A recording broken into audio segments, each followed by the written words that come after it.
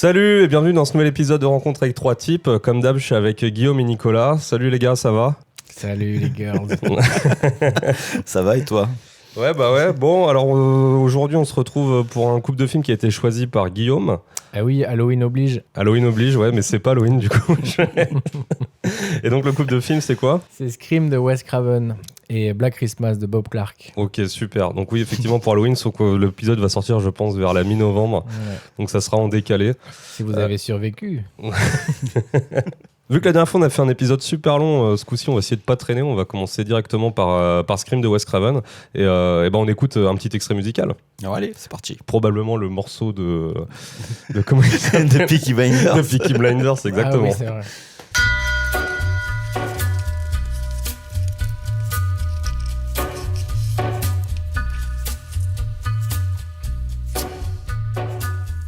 Donc Scream de Wes Craven. Écoutez, avant de commencer à parler du film, peut-être que je vais te demander, Guillaume, comme la dernière fois, de faire le résumé pour les quelques personnes qui n'auraient pas vu le film. Ah ouais, le résumé direct. Okay. Ouais, le résumé direct. Ok, on y va. Alors Scream, c'est un film qui s'ouvre sur une ado et son petit ami qui sont sauvagement assassinés par un tueur masqué qui a préalablement pris un malin plaisir à effrayer sa victime au téléphone. Suite à cela, la petite ville américaine de Woodsboro est en émoi. En particulier les jeunes du lycée qui font naturellement le lien entre ces meurtres et les films d'horreur auxquels ils sont biberonnés. Parmi eux, il y en a une qui rigole moins, car tout cela intervient 1 an après le viol et le meurtre de sa mère, dans une affaire qui a défrayé la chronique. Elle, c'est Sydney, une adorable jeune femme qui, malgré ses airs d'oie blanche encore pure, va se révéler pleine de ressources, alors que le mystérieux tueur, au canulaire téléphonique, semble s'intéresser tout particulièrement à elle. Mais qui est Ghostface ? Se pourrait-il qu'il soit beaucoup plus proche de Sydney qu'elle puisse nous le penser ? Alors, je ne sais pas. Les indices, les doutes ainsi que les chutes du tueur s'accumulent. Putain, ça a l'air beaucoup plus compliqué quand tu le lis que quand tu regardes le film. Ah ouais. Tu dis ça parce que je t'avais fait la remarque à un moment. Ouais, c'est vrai. Non, mais écoute, il se passe plein de... On a l'impression qu'il se passe plein de choses. En vrai, il se passe quand même plein de trucs. Les chutes, c'est vrai qu'il court beaucoup, le tueur. Il se casse la gueule. J'ai même pas fait le résumé exhaustif de toutes les lignes narratives parce qu'il y a l'histoire avec... Et tout ce qui découle du meurtre de la mère de Sydney, avec l'histoire avec la journaliste, etc. Donc, c'est quand même, moi, je trouve que c'est un film qui est assez riche narrativement. Il y a un côté un peu... alors, assez riche narrativement, comme un soap peut être riche narrativement. Ah oui, c'est pas un jugement de valeur. Ouais. Ah, dans ce cas-là, bien vu. C'est juste riche de fait. Parce qu'il y a beaucoup d'intrigues. Bah écoutez, je vais vous demander rapidement, avant d'attaquer vraiment sur le film et sur Wes Craven, je vais vous demander rapidement c'est quoi votre relation avec le film. D'abord, je vais commencer par Nico. Alors, le film, donc il est sorti en France en 96. Ouais, c'est ça, 96. Donc j'avais 13 ans. Il y avait beaucoup de pubs à la télé. Enfin, non, peut-être pas à la télé, mais en tout cas, je voyais des affiches dans la rue. C'était pas permis, je crois, à l'époque, les pubs pour le ciné à la télé. En tout cas, Par l'affiche. Contre, pour les DVD, je m'en souviens. Mais l'affiche m'avait beaucoup marqué. Vraiment, c'est le visage de Drew Barrymore. Et surtout l'interdiction au moins de 16 ans. J'en avais 13, donc le film avait vraiment m'intriguait beaucoup. J'avais essayé de le voir avec ma mère, j'avais pas pu, je m'étais fait refouler. Donc j'ai dû attendre. Ah, tu t'es fait refouler avec ta mère ? Ouais, avec ma mère. Donc j'avais 13 ans et il était interdit moins de 16. Ah, 16 ans. Pardon. Ouais, donc quand même, ça faisait une petite différence. Et donc du coup, j'ai attendu de le voir en cassette, cette vidéo. Et j'avais été assez déçu.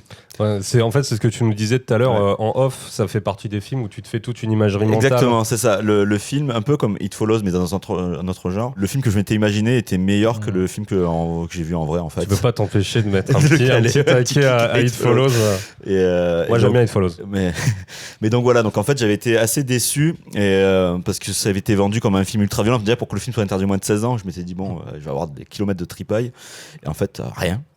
Déception et le film était même un peu mou quoi et assez chiche. C'est marrant parce que moi c'est un film où on m'avait parlé en cours de récré et on me racontait, finalement je me souviens des 2 scènes dont on me racontait, c'est-à-dire Drew Barrymore pendu avec les boyaux et Rose McGowan qui finit dans la chatière. Ah oui. Voilà. Donc, et c'est un peu décevant effectivement. Oui, et encore la scène de Drew Barrymore sur la version cassette que j'avais eue, elle avait été censurée. Donc en fait, les plans très cutés de elle pendue à l'arbre avec les tripailles qui pendent, en fait, c'était coupé ça aussi. Donc en fait, je l'avais même pas vu. Ah ouais, donc il y avait quasiment aucun sang. Donc, ok, c'est vraiment bizarre. Écoutez, je vais vous dire moi mon rapport au film, ça va être rapide avant que toi tu nous dises, Guillaume.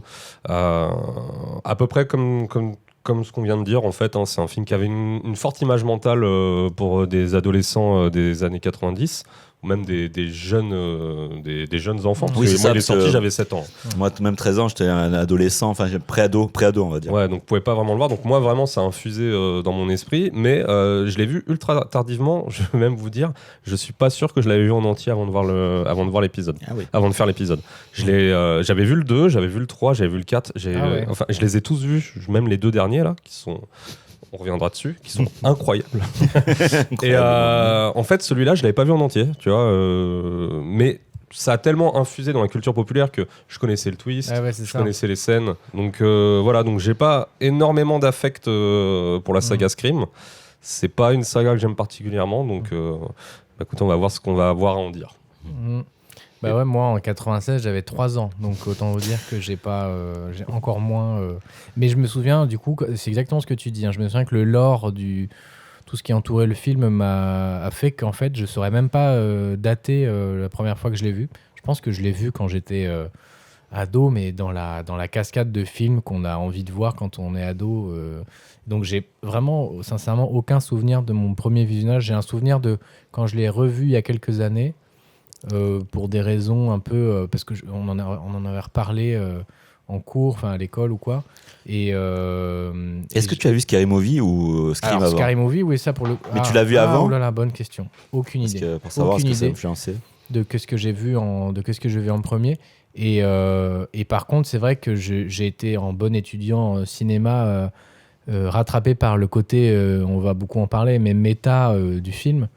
Et en fait, c'est vrai que c'est un côté, c'est un aspect du film à côté duquel tu passes complètement quand t'es gamin et tout. Pour moi, Scream, c'était un film d'horreur. Et en fait, après, je l'ai revu avec des yeux plus analytiques, on va dire, pour inspecter voilà, comment ça se passait là-dedans, quoi. Et j'ai pas, moi, du coup, comme toi, j'ai pas un affect dingue au film, mais je trouve que c'est un objet qui est très intéressant. Et puis, j'ai pris du plaisir à le remater, lui et puis les quelques suites qui ont suivi. J'adore, il y a de l'orage, il n'est pas d'accord avec toi. Mais c'est pas...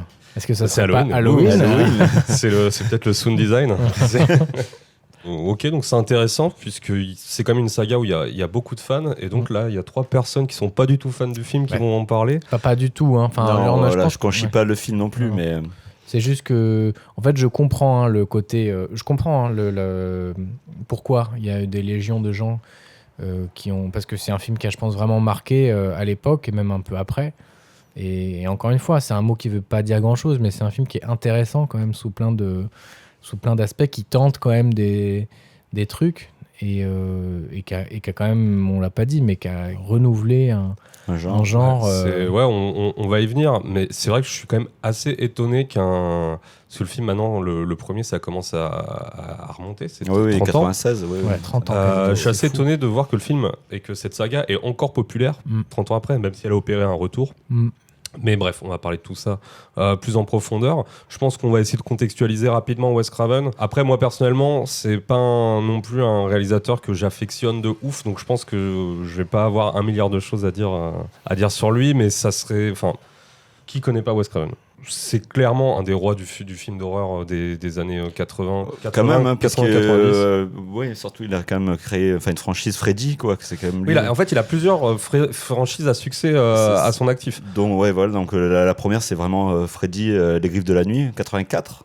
Ouais, c'est ça, il me semble. Donc il y a eu 7 films, je pense. Ah ouais. Si on compte, après, avec le remake, on est peut-être à 8 même. D'accord. Ouais, puis il y a aussi le Jason versus Freddy, là. Je sais pas si tu le comptes dedans. Ah, ça, je sais pas. Non, je l'ai pas compté dedans. Mais sachant qu'il avait déjà eu des succès relatifs avant, parce qu'il avait déjà fait d'autres films cultes, pardon. Parce que lui, son premier film, c'est La Dernière Maison sur la gauche, qui est un rape and revenge très connu. Ouais.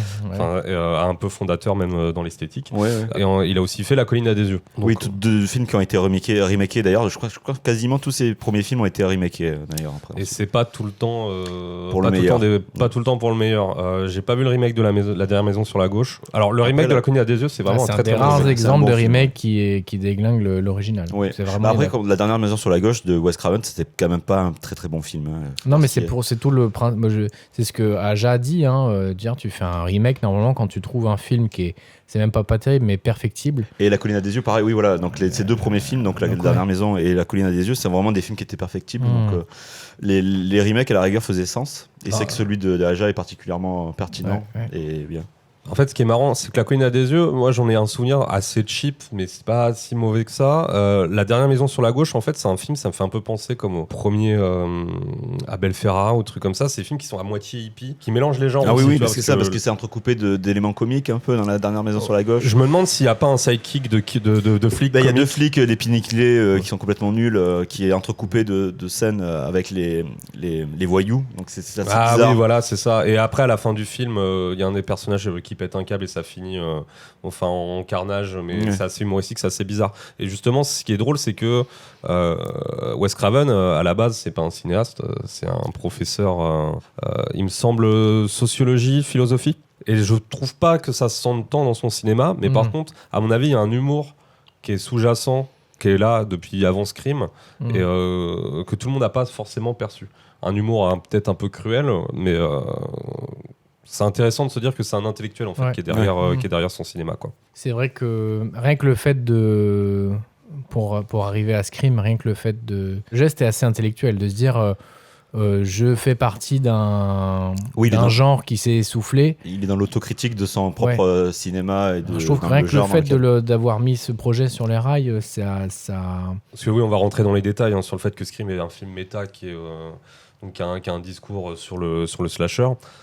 Mais ce qui est assez intéressant, c'est que sur son film d'avant, Scream, il avait déjà attaqué cette. Il avait déjà amorcé ça, oui, ça, avec c'est Freddy. c'était Freddy sort de la nuit où Ouais. c'était carrément Freddy qui donc le personnage de enfin le Freddy en tant qu'entité de mythologie urbaine de cinéma qui sort et qui s'attaque aux acteurs du film. Ouais, voilà, c'est ça. En fait, ils sont en Donc, train de tourner. Ils sont en train de tourner Freddy dedans. On est carrément sur un hommage à Truffaut, je crois, à la nuit américaine, je crois que c'était Mhm. ça. Donc vraiment sur un truc très très méta et c'est 94 celui-ci. Ouais, ça doit être ça. Et déjà, on va rapidement passer dessus sur Freddy, hein, mais c'est une saga où il avait réalisé que le premier, Oui. et où il était un peu dépossédé du truc, et donc il est revenu pour le dernier pour clôturer. C'est Et il a fait ce truc méta de manière à faire l'espèce de Freddy ultime. Ce qui est marrant, c'est que ça se mariait bien au concept de Freddy, puisqu'il y avait déjà Oui. un principe d'imbriquement de Oui, rêve, oui, oui. Oui, de oui. rêve dans le rêve. Dans Oh le là rêve. là. Ouais, tout est fort. Ouais, toi, fort. Parce que cet épisode, il serait pas un peu méta lui aussi. Et voilà, donc c'est assez drôle, c'est un film qui fait sens, et surtout quand on se dit que, si je me trompe pas, c'est une commande en fait, plus ou moins. Il était à. Lequel À moi, Le Scream. Freddy sort de la nuit. Ah oui, Ouais, Scream. Parce que si j'ai bien Ah, compris. oui, Wes Craven, a priori, il avait refusé quelques fois le film. Hein. Il Ouais. avait refusé de le tourner. Hein. En fait, apparemment, il voulait sortir un Il voulait petit peu s'éloigner du genre. Du genre, mais là, ça devait faire un bon paquet de pognon, je sais pas. Mais En fait, ce qui s'est passé, je crois, c'est qu'il voulait effectivement passer à du drame, des trucs comme ça, et en gros, enfin des trucs plus sérieux. Et en gros, les mecs lui ont dit, alors j'imagine les producteurs. ah oui, c'est ça, ça lui doit être ont un espèce dit, de chantage Voilà, affectif. c'était chantage, Tu fais ça, chantage même pas affectif, hein, chantage Un dernier tout court. contrat. Voilà, Ouais. tu nous fais ça, et puis après tu pourras nous Faire ta merde. faire ta merde et tout ça. Donc, Et puis je crois qu'il y a le fait que Drew Barrymore se colle au projet a vachement facilité un peu l'arrivée de Wes Craven parce que le fait qu'il y ait une actrice Plus de aussi budget. grosse, ouais, voilà, oui. ils se disent ah bon en fait c'est peut-être pas si mal. Ouais, je pense que ça s'est révélé finalement être une bonne opportunité. Et il réalisera son drame après. Hein. Je crois que c'est La musique de mon La cœur. musique Moi, de je l'ai mon pas cœur vu. avec parce Meryl que ça Streep. vaut. Bah, je crois que ça fait un gros bide. Ouais, ça doit être son seul drame parce qu'après, je sais qu'il a fait Red Eye, mais Il- ça reste du thriller. C'est un du petit thriller et Mhm. après il a fait My Soul to Take et Scream 4 Ouais. qui sont son dernier film peu. Et malheureusement. attends, Cursed. Et Cursed, ah oui, Cursed. Ouais, Cursed. Ah oui, bah, rien justement, vu c'est tout juste ça. après, en 97, Ah après bah, Scream écoute, 2. On parlait de film de loup-garou Parce qu'il là a fait en Scream off. 2 quand même, il a fait Scream 2. Oui, il a fait Scream 2 et Scream 3. Scream 3. Mais ouais, bah c'est Cursed. On en parlera peut-être un Bah, jour. comme écoute, son nom hein. l'indique, il était bien maudit. Quoi. Ouais, Dans ouais. un an. Bref, on va pas traîner. On va juste parler peut-être rapidement des budgets. Donc tu disais, s'il y a un peu d'argent qui est arrivé, c'est un budget de 15 millions, 15 millions, ce qui pour un film d'un genre qui est mort, ça va, c'est plutôt un budget confortable, et il aura rapporté 175 millions à travers le monde. Donc je crois qu'à ce jour, c'est encore celui qui a le plus rapporté. De la franchise ? De la franchise, ouais. C'est celui qui a fait... le 2 a quasiment aussi bien marché, alors qu'il a coûté 10 millions de plus, et puis après ça a été ça commence à tomber. C'est un petit peu le bordel, mais figurez-vous que les deux derniers là, ils s'en rapprochent fortement. Ah ouais, alors que... parce qu'il y a l'inflation peut-être, non ? Ah, peut-être qu'il y a l'inflation, mais les budgets des deux derniers, tu vois, je suis en train de regarder sur ma fiche là, Scream 5 c'est 24 millions de dollars. Ah oui, donc ça reste quand même autant toujours, que Scream 2. Ça reste quand même assez bas. Ouais, et le 6 c'est 35 millions de dollars et il a rapporté 170 millions, donc c'est des affaires qui roulent. C'est ce que je disais tout à l'heure, c'est assez étonnant que ça trouve encore son public, surtout que, comme on va le voir, ça n'a pas autant de choses à apporter que la mécanique, oui certes, mais bon, justement, la mécanique est assez, elle est très propice à ça, quoi. La mécanique de base de Scream, enfin, tu peux démultiplier le truc à l'infini. C'est ce qui se passe dans les 3 premiers opus. D'ailleurs, c'est pour ça que quand Kevin Williamson, donc le scénariste de Scream, a écrit le scénario, avait déjà fait des traitements du 2 et du 3. Il avait vendu ça comme une trilogie déjà. Et ils ont tourné. Ouais, ça allait être... un traitement rapide, je crois, genre 5 pages à coller. Voilà. Mais ils ont tourné, même le tournage du 2, c'est très rapproché. Enfin, je sais pas quand il est sorti en 97. 97, tu te rends compte? Il était en fait à peine le premier sorti, je crois. Enfin, le deuxième était déjà mis en route. Ça méritait pas beaucoup plus de temps non plus. Hein. Je veux pas être mauvaise langue, hein, mais... Bah, écoutez, je pense que ça suffira pour expliquer un petit peu le passé du bonhomme. Je pense qu'on va pouvoir s'attaquer directement au film et écouter ce qui fait sa force, ou ce qui fait, en tout cas, pourquoi on a décidé d'en parler. Et je vais te laisser un petit peu guider tout ça, Guillaume, puisque c'est ton épisode. C'est mon bébé. Ton bébé. Oui, je trouve que c'est un film qui est intéressant. On avait déjà parlé à quelques épisodes de comédie, donc on peut classer comme film de genre. Donc là, on se réattaque à un autre genre, et d'autant plus avec Scream, ce qui est d'autant plus intéressant, c'est que ça peut être autant considéré comme un film d'horreur qu'une comédie. Et donc je trouve que c'est intéressant. J'avais juste une remarque, une réflexion un peu philosophique en préambule sur un peu le statut qu'on accordait à ce genre de film en règle générale. Tu vois, là, quand on parlait de la comédie, on se disait que c'était un genre qui était assez déconsidéré, qui n'était pas considéré comme noble et tout ça. Finalement, quel meilleur exemple que le film d'horreur? C'est encore pire. Enfin, le film d'horreur, c'est vraiment et après, il y a la pornographie, quoi. Voilà. Le meilleur des 3. Non, c'est quand même un genre qui vit beaucoup sur sa fanbase, qui est souvent des fans hardcore et tout ça. Et je trouve que pourquoi on parle de genre? Parce que ce sont 2 genres de films qui répondent à des règles très précises, c'est-à-dire au contraire du drame ou d'autres genres de films où c'est beaucoup plus aléatoire et propre à chaque film. Là, quand même, et c'est tout le sujet de Scream, que ça soit la comédie ou le film d'horreur, il y a un petit peu un manuel de règles à respecter. Voilà. Un cahier des charges. Un cahier des charges, exactement. Et donc, ce que je trouve intéressant là-dedans, c'est de se demander, est-ce que c'est ça qui fait que ce sont des genres déconsidérés? C'est-à-dire, est-ce que le cinéphile un peu snob va se dire, en fait, il y a plus de forme que de fond, en gros, hein, si on doit traduire ce truc-là. Et dans le cas de Scream en particulier, quand on parle de cahier des charges, là, il y en a un double, du coup, vu qu'il y a un peu le cahier des charges de la comédie et le cahier des charges du film d'horreur, avec en plus un espèce de saupoudrage méta, comme on va le voir plus tard. Donc voilà, c'est un peu pas une question que je pose à qui que ce soit, mais je donne matière. C'est une question sans point d'interrogation. Voilà. Matière à réflexion sur un peu le statut général de ces films-là, et c'est assez... je trouve ça assez cool, en règle générale, hein, de constater que ces films-là font des bébés qui s'inscrivent un petit peu dans la grande histoire du cinéma et que... Ouais, alors, je suis désolé. Hein, moi, vraiment, l'aspect comédie, je le trouve vraiment très secondaire dans le film. J'ai vraiment enfin, c'est peut-être 5% du film, un petit peu. Ah ouais. Un petit peu comme quand tu regardes le premier Evil Dead. Mais pour moi, il est plus drôle le premier Evil Dead, où tu sens qu'il y a un espèce de. T'as un petit humour qui est là, mais en fait, quand tu regardes les suites après derrière, Et c'est vraiment ça accentué. embrasse Ouais, là. complètement le. C'est vrai que le Scream, là, pour la revoir, revu là, pour le besoin de l'épisode, en fait, on dirait que c'est presque de la comédie malgré, enfin, que c'est pas volontairement fait. Moi, je suis pas d'accord de ça. De toute façon, c'est juste que vous êtes pas drôle. Après, juste les gadins enfin, le côté comique du film, c'est quoi? Les gadins du tueur. Alors, ouais, les gadins du tueur, effectivement, même Ouais, s'ils sont parce encore qu'il- pires dans ceux d'après. Mais voilà, mais après, sinon. Il y a le personnage de Randy. Le Randy, oui, mais alors on est Alors sur- Randy, c'est l'espèce Oui, de pardon. geek. de geek, voilà, qui en fait, qui est un peu. énonce souvent les règles. Qui est un peu le pendant même peut-être du spectateur averti ou enfin qui c'est une sorte d'effet de connivence où on peut jouer des codes avec lui, on sait. En fait, ce qui est assez marrant avec ce personnage, c'est que dès le début, c'est lui qui dénonce les bons tueurs. À 2 reprises, il dit ouais non machin c'est lui le tueur. Il dit c'est lui le tueur parce qu'il énonce les codes. Le spectateur n'y croit pas. Et il y a une autre séquence à la fin du film où ils sont en train de regarder Halloween et il dit toutes les règles du slasher qu'il faudrait soi-disant respecter si on veut rester en vie, etc. Ouais. Et donc il y a plusieurs fois des gags qui sont liés à ce personnage. Mais ça reste assez léger. Pour moi, vraiment le pire, c'est à la fin avec la virginité, quoi. Oui. Alors la rigueur, le seul élément comique aussi, ça reste le proviseur. Oui, non, c'est vrai, Qui est putain, Henry Fonzie. Fonzie, où je trouve que c'est. D'ailleurs, je crois que c'est une scène qui a été rajoutée par le besoin du studio pour justement, puis ça permettait son meurtre de justifier le départ des amis de la fête, à partir de la fête de Randy. Mais en fait, voilà, je trouve que c'est un peu un élément comique, petit clin d'œil à son personnage. Oui, c'est vrai, parce qu'à un moment, il joue un peu avec le masque. Avec le masque, avec les miroirs. Donc, Je trouve que moi, je trouve Mec, le truc avec le miroir, je sais pas si t'as fait la même chose. Moi, je me suis demandé si c'était pas une référence à Dress to Kill de Brian De Palma. Parce qu'en fait, à un moment, il ouvre le miroir et il voit son reflet. il voit dedans. son reflet. Et il sursaute. ouais. Et c'est ce que fait Michael Caine dans. Ah, bah c'est dans possible, Dress to Kill. vu comment le Mais film sauf est que quand même dans très Dress méta. to Kill, c'est Michael Caine le Qui tueur. dit- Désolé. ouais, c'est vrai que là, non.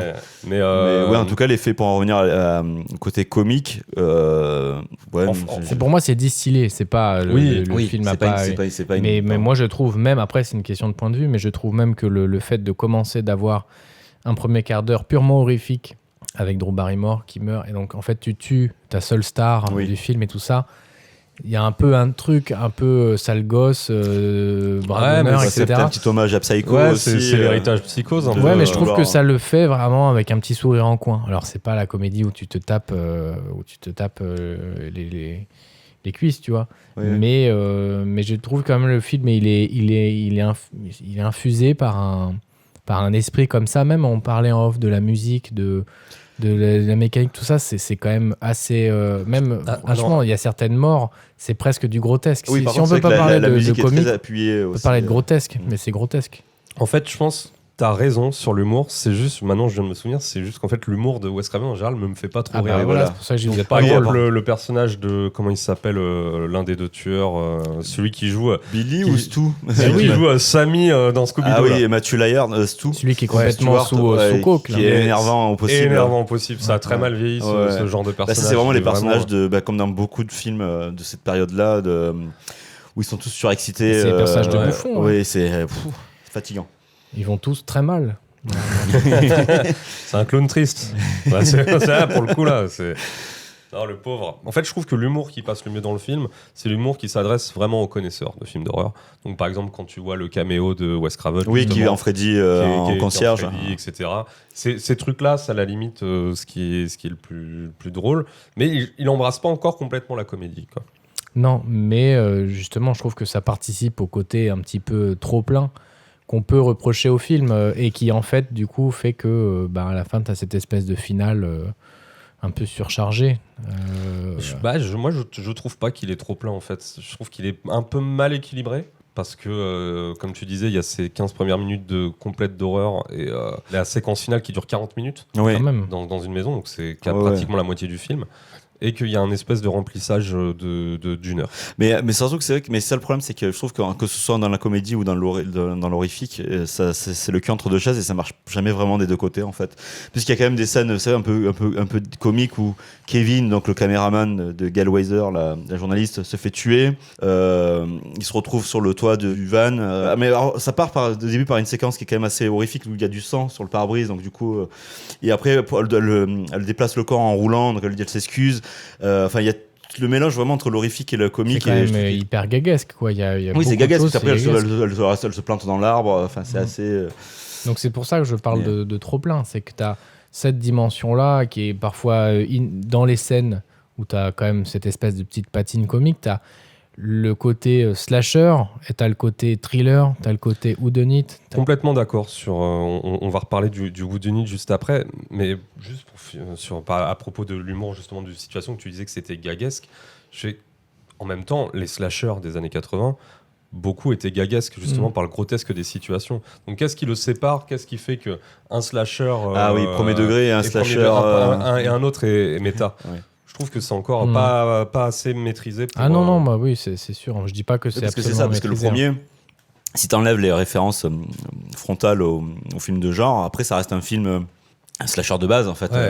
Et pas forcément et très pas forcément généreux. très généreux. En plus, c'est ça, il est pas généreux, que ce soit en mort. Enfin, c'est pas très très frontal, c'est pas graphique. Non, puis C'est pas très c'est un film original d'ailleurs aussi, même au niveau des. Mais parce qu'il s'encombre. En fait, c'est ça qui est étonnant et qui est, que je pense, plaisant pour certains et un peu relou pour d'autres. C'est que c'est un film qui s'encombre un peu tout seul. C'est-à-dire que passer effectivement ce premier quart d'heure d'horreur qui a une fonction, on va en parler quand on va parler de la mise en scène, mais de manifeste, quoi, une fonction de dictionnaire un peu, et ben tout de suite tu rentres dans l'espèce d'histoire très intime de Sidney Prescott, le personnage principal, avec cette backstory très très dark, avec sa mère qui s'est fait violer et tuer. Donc tu as tout de suite le film, sur le plan de la temporalité, il prend tout de suite une espèce de profondeur qui va être obligé scénaristiquement de régler à la fin. C'est aussi un élément qui fait que le film, je trouve, met du temps à finir. C'est parce qu'en fait, quand tu mets beaucoup de choses en place dès le départ, je veux dire, c'est pas un slasher où il y a juste un tueur. Oui, pour clôturer tous les arcs narratifs. Il faut, Ouais, il et faut c'est du marrant temps, parce quoi. que, alors, vous allez me dire ce que vous en pensez, mais il y a cette petite occurrence du présumé tueur que Sidney a envoyé en prison, le présumé tueur de sa mère, tueur-violeur de sa mère que Sidney a envoyé en prison, et on comprend, pour recontextualiser un petit peu, qu'il y a une dissension entre Sidney et puis la journaliste qui est jouée par Courtney Cox, là. Ouais. Cette journaliste qui, elle, est persuadée, livre elle a et qui est écrit un livre, persuadée, voilà, voilà, et que- qui dit qu'en gros, Sidney s'est planté et que le gars a rien fait. Donc, tu vois, même en racontant, tu t'éloignes de façon assez significative du côté très mécanique de ce qu'on pourrait attendre d'un slasher. Non, c'est vrai en fait qu'il installe déjà dès le début une espèce de mythologie. Mm. Enfin, ce qui va nourrir une mythologie qui va se développer. Mais c'est pour ça qu'on sent par que la suite, c'est vrai. Et même dans Scream 2, parce qu'en mais fait, c'est- le personnage du tueur de la mère, c'est marrant parce que, vous m'arrêtez si je me trompe, mais je ne crois pas qu'il serve à autre chose une fois qu'on le voit une fois au début, là. On le voit qu'il sort de Scream, prison. dans Ouais. le premier. Ouais. Ouais, en fait, Non, on dans le voit premier, dans un on spot le télé. voit dans un spot télé, oui. Et après, il c'est revient un et ça devient un personnage important de Scream 2 et c'est un acteur. C'est là où ça montre peut-être que là où le scénariste justement avait pensé son film comme une trilogie. Ah oui, donc oui. Du coup, tous les éléments qu'il met dans le film, ça a amené à une. Il savait c'est comme, qu'ils ont Star pas. Wars. Enfin, il savait très bien qu'il allait pas faire qu'un. En Ça, gros, ça en m'a fait, ce qui sauté, est marrant, c'est ouais. qu'ils ont pas casté un random en se Oui, disant c'est lui ça. on reverra jamais. Mais Là, dans ils ont ça. pris quand même un acteur qui est quand même un peu, enfin, qui était connu. Je vois. Ouais, ouais. Je sais pas ce qu'il Son avait nom. fait avant. Mais C'est une des têtes reconnaissables du film. En oui, tout oui, cas. voilà. Ouais, vraiment, c'est Et vrai. c'est vrai qu'il apparaît 5 Donc c'est secondes étonnant. à En fait, l'écran, moi, quoi. j'avais pas du tout capté ça avant, et là, en le rematant, je me suis dit ah ouais, putain, en fait, il y a ce truc-là. Non, mais qui- ça qui prend de la hook. valeur à partir du moment où le deuil sort. Ouais. Ouais, mais c'est fou de penser. Mais justement, Donc c'est un peu un, Bien joué, c'est un hein, ça. payoff, c'est comment on appelle ça là, c'est le Ouais, fusil ouais. de Chekhov. Enfin, Ouais, c'est un fusil de Chekhov à retardement. Donc corde raide. Voilà, le film marche un peu sur une corde raide, et ben après, ça dépend de chacun. Voilà, s'il achète ou pas, quoi. Après, Ouais. en dehors même, alors tu me diras que ça peut être catégorisé dans la comédie et tout, etc. Mais le film a quand même un aspect teen movie En qui plus, est, oui. encore un autre genre. qui est apporté par son scénariste Kevin Williamson. Donc, Oui. qui est, bon, on en a parlé tout à l'heure déjà. Je sais plus si Non, c'était qui est le off ou pas. créateur de Dawson. Oui, voilà, si on en a parlé. Bon, bref. On en a Mais, parlé en off. Tout ça, ça fait sens, surtout quand on sait les films qu'il va faire par la suite, puisque il a effectivement scénarisé Souviens-toi l'été dernier. Il a fait un autre film méta qui s'appelle The Faculty. Ah ouais. Ah, c'est lui qui l'a écrit aussi, c'est Et vrai. ouais, qui est encore un film qui Ouais. faisait exactement la même chose que Scream, mais avec le film de Body Snatcher. Oui, oui, c'est vrai. D'ailleurs, qui pour le coup, je trouve qu'il est mieux maîtrisé. C'est sur la même mécanique que Scream, sur des personnages qui sont au courant de ce qui se passe dans au niveau science-fiction. Je trouve que le film est plus généreux, marche plus que Scream. Mais En tout cas, sur moi. en fait je pense que c'est le fait d'apporter cette dimension teen movie dans un film de body snatcher, un truc qui est jamais, qui je crois pas est déjà arrivé. Là, ça c'est pour moi même plus original que Scream, justement, qui l'apporte dans un truc de slasher où ça déjà de base ça parle d'adolescents. Et les adolescents dans The Faculty, bon, pour en parler vite fait, mais parce qu'on va pas parler du film, mais je trouve que la dimension, du teen movie marche mieux. Les interactions entre les personnages, même si ça reste quand même des stéréotypes, marchent mieux que dans Scream. Dans Scream, tous les personnages, mais après ça c'est un peu un trope du slasher, sont quand même assez antipathiques. Ouais, c'est vrai. C'est vrai que même les amis de leur sont assez relous. C'est pas forcément les gens les plus. Après, on n'a pas trop de tristesse de les voir crever, quoi. Bon, après, Dewey, il est con comme ses pieds, mais bon, ouais, c'est. Bon, lui, c'est le gentil con, quoi. Ouais, c'est Doofy, quoi. Je pense qu'on va. De toute façon, on va un petit peu parler un peu de la mise en scène. On en a un petit peu parlé parce qu'en fait, déjà, c'est compliqué d'évoquer des aspects du film sans parler de sa mise en scène, mais c'est vrai que le film, on l'a dit, il s'ouvre sur un truc qui est purement de la mise en scène. D'ailleurs, c'est peut-être la scène qui est le mieux maîtrisée, la séquence la mieux maîtrisée, qui est passée à la postérité aussi. Ouais, mais parce que justement, là, c'est vraiment une espèce de manifeste que Wes Craven fait en mode, moi, regardez, je regarde comment on fait, quoi. Et c'est assez intelligent de commencer un film qui va se vouloir méta comme ça, parce qu'après, en fait, qu'est-ce qu'il fait dans le premier quart d'heure? Il crée une matrice, quoi. En gros, crée une matrice, et puis après, il va puiser, puis ça permet à un spectateur même, je pense, novice, c'est-à-dire qui connaît pas le slasher. En fait, c'est comme t'as un mini slasher pur et dur au début, et puis après, t'as la réflexion, la réflexivité sur le genre qui est amené par tous les personnages. Oui, parce que déjà la scène d'intro, il y a déjà quasiment tous les codes du slasher qui sont. Oui, et en plus avec une superstar et tout ça, donc je trouve que c'est intéressant. Je comprends que cette scène soit passée à la postérité, honnêtement, parce qu'en plus elle est quand même assez maîtrisée, quoi, sur le plan de l'audiovisuel, en proprement parler. Oui, oui, formellement, t'as le son, t'as ce truc-là de téléphone, et puis t'as une gradation dans l'horreur. Voilà, ça commence, t'as la voix, après t'as la conscience que le tueur est dans les parages. Ensuite, nouvelle gradation, t'as l'apparition du tueur, course-poursuite, etc., jusqu'à la mort. Oui, en plus, il y a l'arrivée de son copain aussi, qui est attaché à une chaise. Mais moi, ce qui est marrant avec cette scène, c'est que du coup, en fait, là, pour faire l'épisode, j'ai maté donc les quatre premiers Scream, et j'ai rematé le premier. C'est pas que j'en avais franchement envie, mais je me suis dit que ça serait peut-être sympa de le revoir après avoir vu comment avait évolué la saga.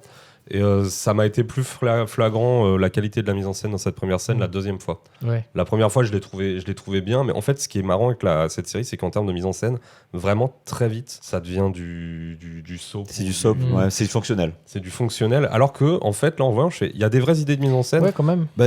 C'est un cinémascope, je crois. C'est quand même. C'est du widescreen, genre je sais plus, parce que c'est quand même déformé. J'étais choqué justement par l'utilisation de la courte focale. Vraiment, c'est très déformé. Et du coup, ça apporte un truc assez cool, c'est-à-dire que, genre, notamment dans cette séquence avec Drew Barrymore où t'as la caméra qui tourne beaucoup et que t'as vraiment cette. On voit vraiment la spatialisation, c'est très large. Ça rapporte au côté angoissant parce que tu te dis, ok, il va arriver de quelque part, où il va arriver, quoi.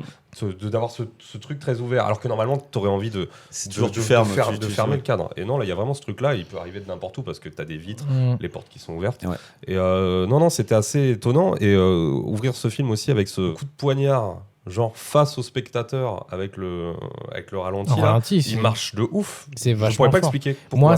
Moi je me souviens quand je l'avais vu, je m'étais dit ah ouais, ok, quand même, tu vois, c'est assez graphique. Et c'est là où on n'est plus on n'est pas du tout dans la comédie, on est très premier degré avec devant elle est en train de mourir devant ses parents juste à côté, c'est super triste en fait. Vraiment au bout de l'idée, je trouve que c'est franchement, moi je trouve que c'est une super c'est vraiment 15 minutes de cinéma vraiment assez cool, quoi. Ouais, non, c'est clair.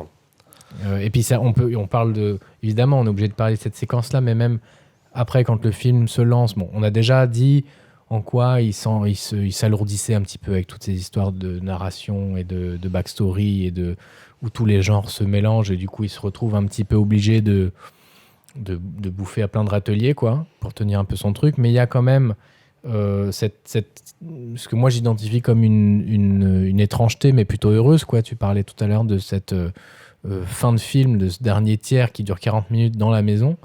Où du coup, c'est la fin du Retour du Roi là. ouais. Et du coup, c'est là-dedans, c'est pareil, c'est une espèce de pas de matrice justement parce que ça finit quelque chose, mais là dans ce morceau-là, je trouve il y a vraiment des morceaux de bravoure. Oui. T'as des super idées là, le côté qui servent en plus à mort le côté méta dont on va parler après. Mais la caméra installée par la journaliste dans la maison des ados. Qui a mis 30 secondes de voilà, décalage. 30 secondes de décalage, je trouve que c'est une idée pour le coup hyper amusante. Et, je trouve que c'est une idée amusante qui est mal exploitée. Je trouve qu'il l'exploite jamais. Oui, en vraiment. fait, elle a exploité juste pour tuer Kenny. Ouais. Et en fait, il oublie, il fait ah putain, attention, il y a le tueur. Il fait voilà. ah, mais c'est vrai, il y a 30 secondes. Et voilà, en fait, c'est tout. Tu fais putain, c'est dommage, il y aurait eu moyen de faire quelque chose de plus didactique avec ça. Mais oui, c'est vrai que c'est dommage de s'en servir juste pour un élément, juste pour retarder, enfin faire une sorte de jump scare. Mais c'est assez plaisant, on a quand même l'impression de voir un gars qui s'amuse. Moi, c'est ça que je trouve chouette dans Scream et assez communicatif, c'est qu'on a vraiment... c'est un gars qui s'amuse avec son spectateur, quoi, de façon assez premier degré. Enfin, je veux dire, il s'en cache pas. Mais même lui, tu sens, je trouve, quand même le plaisir de l'auteur et du cinéaste, quoi. Après, moi, encore une fois, c'est une question de goût, mais moi, ce côté hyper soap, hyper riche et tout, moi, je trouve ça généreux. Plutôt, ouais. Après, c'est sûr que ça raconte pas. Ah non, mais même parce que moi je trouve que en termes de générosité, c'est assez chiche parce que justement, alors il se passe beaucoup de choses, mais de manière assez timide. Enfin, je sais pas comment dire. En fait, pour moi, c'est ce qu'on disait tout à l'heure. En fait, t'as des embryons d'idées qui sont pas forcément, en fait, qui payent pas forcément. Tu vois, par exemple, toute cette séquence refait sur la musique d'Halloween, ça marche pas aussi bien, je pense, que ce qu'il aurait aimé. Oui. Et c'est pour ça que c'est des films, c'est ce film, même la fin, là, quand on en parle, quand tu l'intellectualises, ça fait sens, mais quand tu vois le film, c'est assez raté. C'est dommage. Mais c'est que ce film, contrairement à Dark City, si vous avez écouté l'épisode le précédent, c'est un peu pareil. C'est que c'est un film où, quand tu réfléchis au film, quand tu le vois, enfin, quand tu le réfléchis, il est limite meilleur quand tu le vois. Bah ouais, c'est tout le paradoxe d'un film un peu méta, c'est qu'en fait, il se moque de certaines règles, mais en fait, pour que le film fonctionne et que le spectateur y adhère, il est obligé de prendre certaines règles au premier degré, et je pense que c'est un peu un symptôme de ce que vous dites, en fait, sur le côté un peu chiche, etc., c'est qu'en fait, tu sais jamais trop, et je pense que c'est un peu un frein à ce qu'on pourrait identifier comme de la générosité ou quoi. Il fait un pas en avant, mais après il va faire un pas en arrière. Un pas en arrière pour reculer, pour pas tomber dans la parodie. Et je pense que ça résulte vraiment d'un truc une espèce de bras de fer entre le réalisateur et les studios. Je pense que les studios, ils voulaient quand même faire un truc qui allait être moins radical que ce qu'avait en tête Wes Craven, à mon avis. Et du coup, il y a un peu ce côté qu'il y a souvent dans les films américains, finalement, où on retrouve un peu cette espèce de... C'est un côté un peu schizophrène.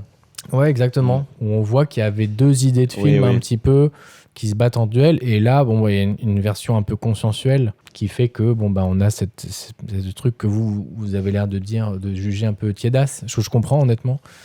Mais est-ce que c'est pas ça aussi la recette d'un classique d'un grand succès, oui, parce que si le film était peut-être plus radical, peut-être qu'il aurait eu ça on le verra justement avec Black Christmas. La réponse ça a pas forcément payé.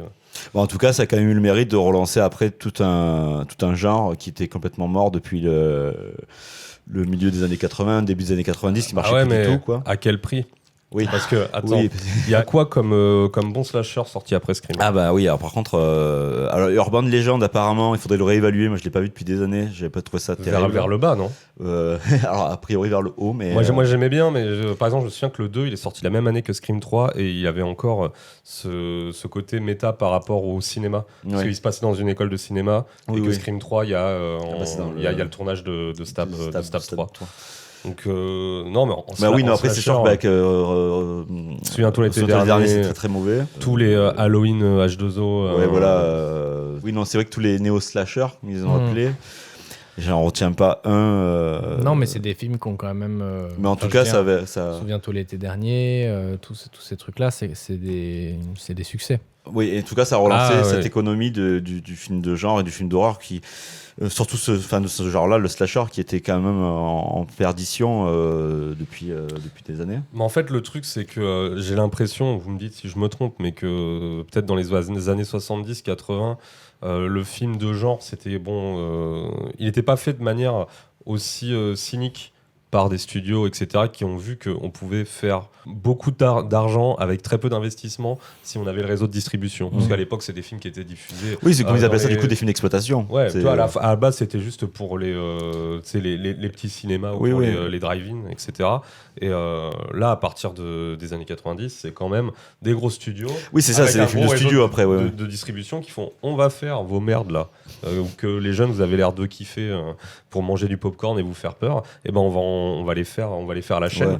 Et moi, je trouve que c'est ce qui pue en fait dans les films à partir de cette année-là, quoi. Et Scream, c'est vrai qu'il a au moins un petit peu ce twist de se dire que c'est un vrai mec, un vrai réalisateur qui a contribué au genre, qui aime ça. Du coup, il se moque. On n'était pas encore dans le cynisme des studios, total. quoi. On n'était pas dans le cynisme total. Oui, parce qu'après, du coup, c'est vrai que Scream, je crois que c'est la seule franchise qui se moque aussi du coup de comment. D'ailleurs, c'est ça qui est quand même assez cynique avec les suites où ça se moque du fonctionnement d'Hollywood et du fonctionnement de comment on fait des suites aussi. Pour moi, c'est le problème vraiment du méta, c'est-à-dire que le méta, c'est une impasse. Au bout d'un moment, en fait, quand tu commences à trop réfléchir sur toi-même, c'est comme, je sais pas, une intelligence artificielle qui se nourrit toujours du même truc. En fait, tu finis toujours par faire une copie dégradée et c'est une impasse. Et en fait, le premier Scream, il est intéressant parce qu'il est méta, donc sur le genre. Je trouve que j'ai pris plus de plaisir devant Scream 2 alors que c'est un moins bon film parce qu'il commence à jouer, à être méta sur sa propre mythologie. Oui. Donc ça reste encore un petit peu sympa. Par exemple, la blague avec Tori Spelling. Je sais pas si vous vous souvenez, mais dans Scream 1, il y a Sidney Prescott qui dit Oui, ça avec sera- le bol oui. que j'ai, s'il y avait Ça un sera- film, oui, ça ça sera serait Tori Tori Spelling, Spelling oui, qui, voilà. qui m'interprète. Et dans le 2, il y a vraiment dans Stab, c'est Ouais. Tori Spelling qui l'interprète. Ça, c'est vraiment drôle. Il y a vraiment ces petites trouvailles qui sont sympas, même si du coup, il essaie de refaire les codes du premier et que ça commence, par exemple, le Wood Unit, c'est une catastrophe. La fin du 2, ça vient tirer par les cheveux. Ouais, c'est clair. Et à partir du 3, tout a déjà été dit sur la mythologie et en fait on la ressasse et ça Et sera ça on tombe dans le jusqu'au grotesque après. 6 en fait. Si on ressasse tout le temps les mêmes codes en essayant d'être un petit peu malin, par exemple le 3 ça veut parler des trilogies, le 4 Oui, ça bah parle oui, des c'est ça. remakes et après le 5 et le 6 ils savent même plus de quoi ils parlent, tu vois. Donc, vraiment le problème du méta pour moi c'est pour ça que le film là comme ça fait 10-15 ans qu'on est vraiment dans l'ère du méta, il vieillit pas forcément comme un bon vin parce qu'on en a vraiment bouffé beaucoup. Donc moi j'ai du mal à l'apprécier pour ce qu'il est. Mais c'est vrai que par rapport à ce qu'on en fait maintenant du méta, je trouve qu'il a quand même des qualités. Donc exactement ce que je viens de dire, le fait qu'il soit réflexif sur tout un genre, mais qui brise pas encore complètement le quatrième mur et qui vienne pas si Ça reste un film. Ça reste un film. Oui, exactement. et de ce point de vue-là, c'est vrai que Scream en lui-même, je trouve pas cynique parce qu'en fait, comme on disait tout à l'heure, il prend quand même pas de haut le spectateur à mesure où il respecte les règles. Non, on n'a pas franchi encore la limite du cynisme vraiment. Il respecte les règles qu'il critique. Oui, c'est ça. Non, on reste quand même dans un slasher. Dans et je trouve qu'il y a aussi une façon très intello de voir en quoi Scream renouvelle un genre par son côté méta, c'est-à-dire que tout le côté en fait c'est la Vierge qui résiste au tueur, donc en fait tout ce qui était lors de la critique puritaine, enfin de l'Amérique puritaine, là pour le coup ça c'est traité de façon très très très second degré. Et en fait, j'ai l'impression que ce que Scream critique véritablement en son sein, c'est pas tant le puritanisme américain, c'est vraiment, j'y vois une critique de la société du spectacle, quoi. Parce qu'en fait, tu regardes en fait comment et pourquoi surtout meurent les gens, ça a toujours un rapport avec la représentation de la réalité. Si on prend, je vais pas le faire, mais tu vois toutes les morts successives et tout, elles ont plutôt un rapport avec comment les gens voient la réalité, quoi. Et c'est critique en fait cette génération de jeunes qui ont été biberonnés aux films d'horreur et qui du coup sont ils sont beaucoup plus concentrés sur les codes et sur la façon de montrer et la façon de, tu vois, ils sont tellement obsédés par ça. Il y a la séquence dans le vidéoclub, il y a la séquence dans le salon où le gars il analyse tout en direct et tout ça, qui fait qu'en fait il profite même plus du moment et donc il meurt. Tu vois, il y a une façon de voir le truc où en fait C'est Wes Craven qui a envie de dire un petit peu Il aux profite pas de la jeunes. situation, du coup, il voit pas les seins de Jamie Lee Curtis. Mais ouais, mais.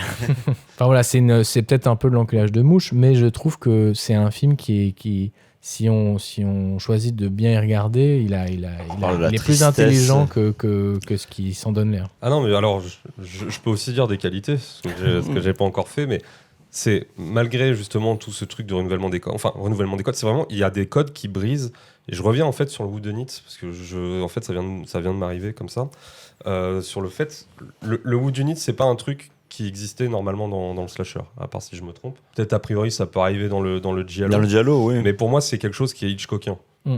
Et il ramène un peu de Hitchcock là-dedans, c'est-à-dire avec le fait qu'à la fin, t'es 2 tueurs, ce qui arrive quasiment jamais.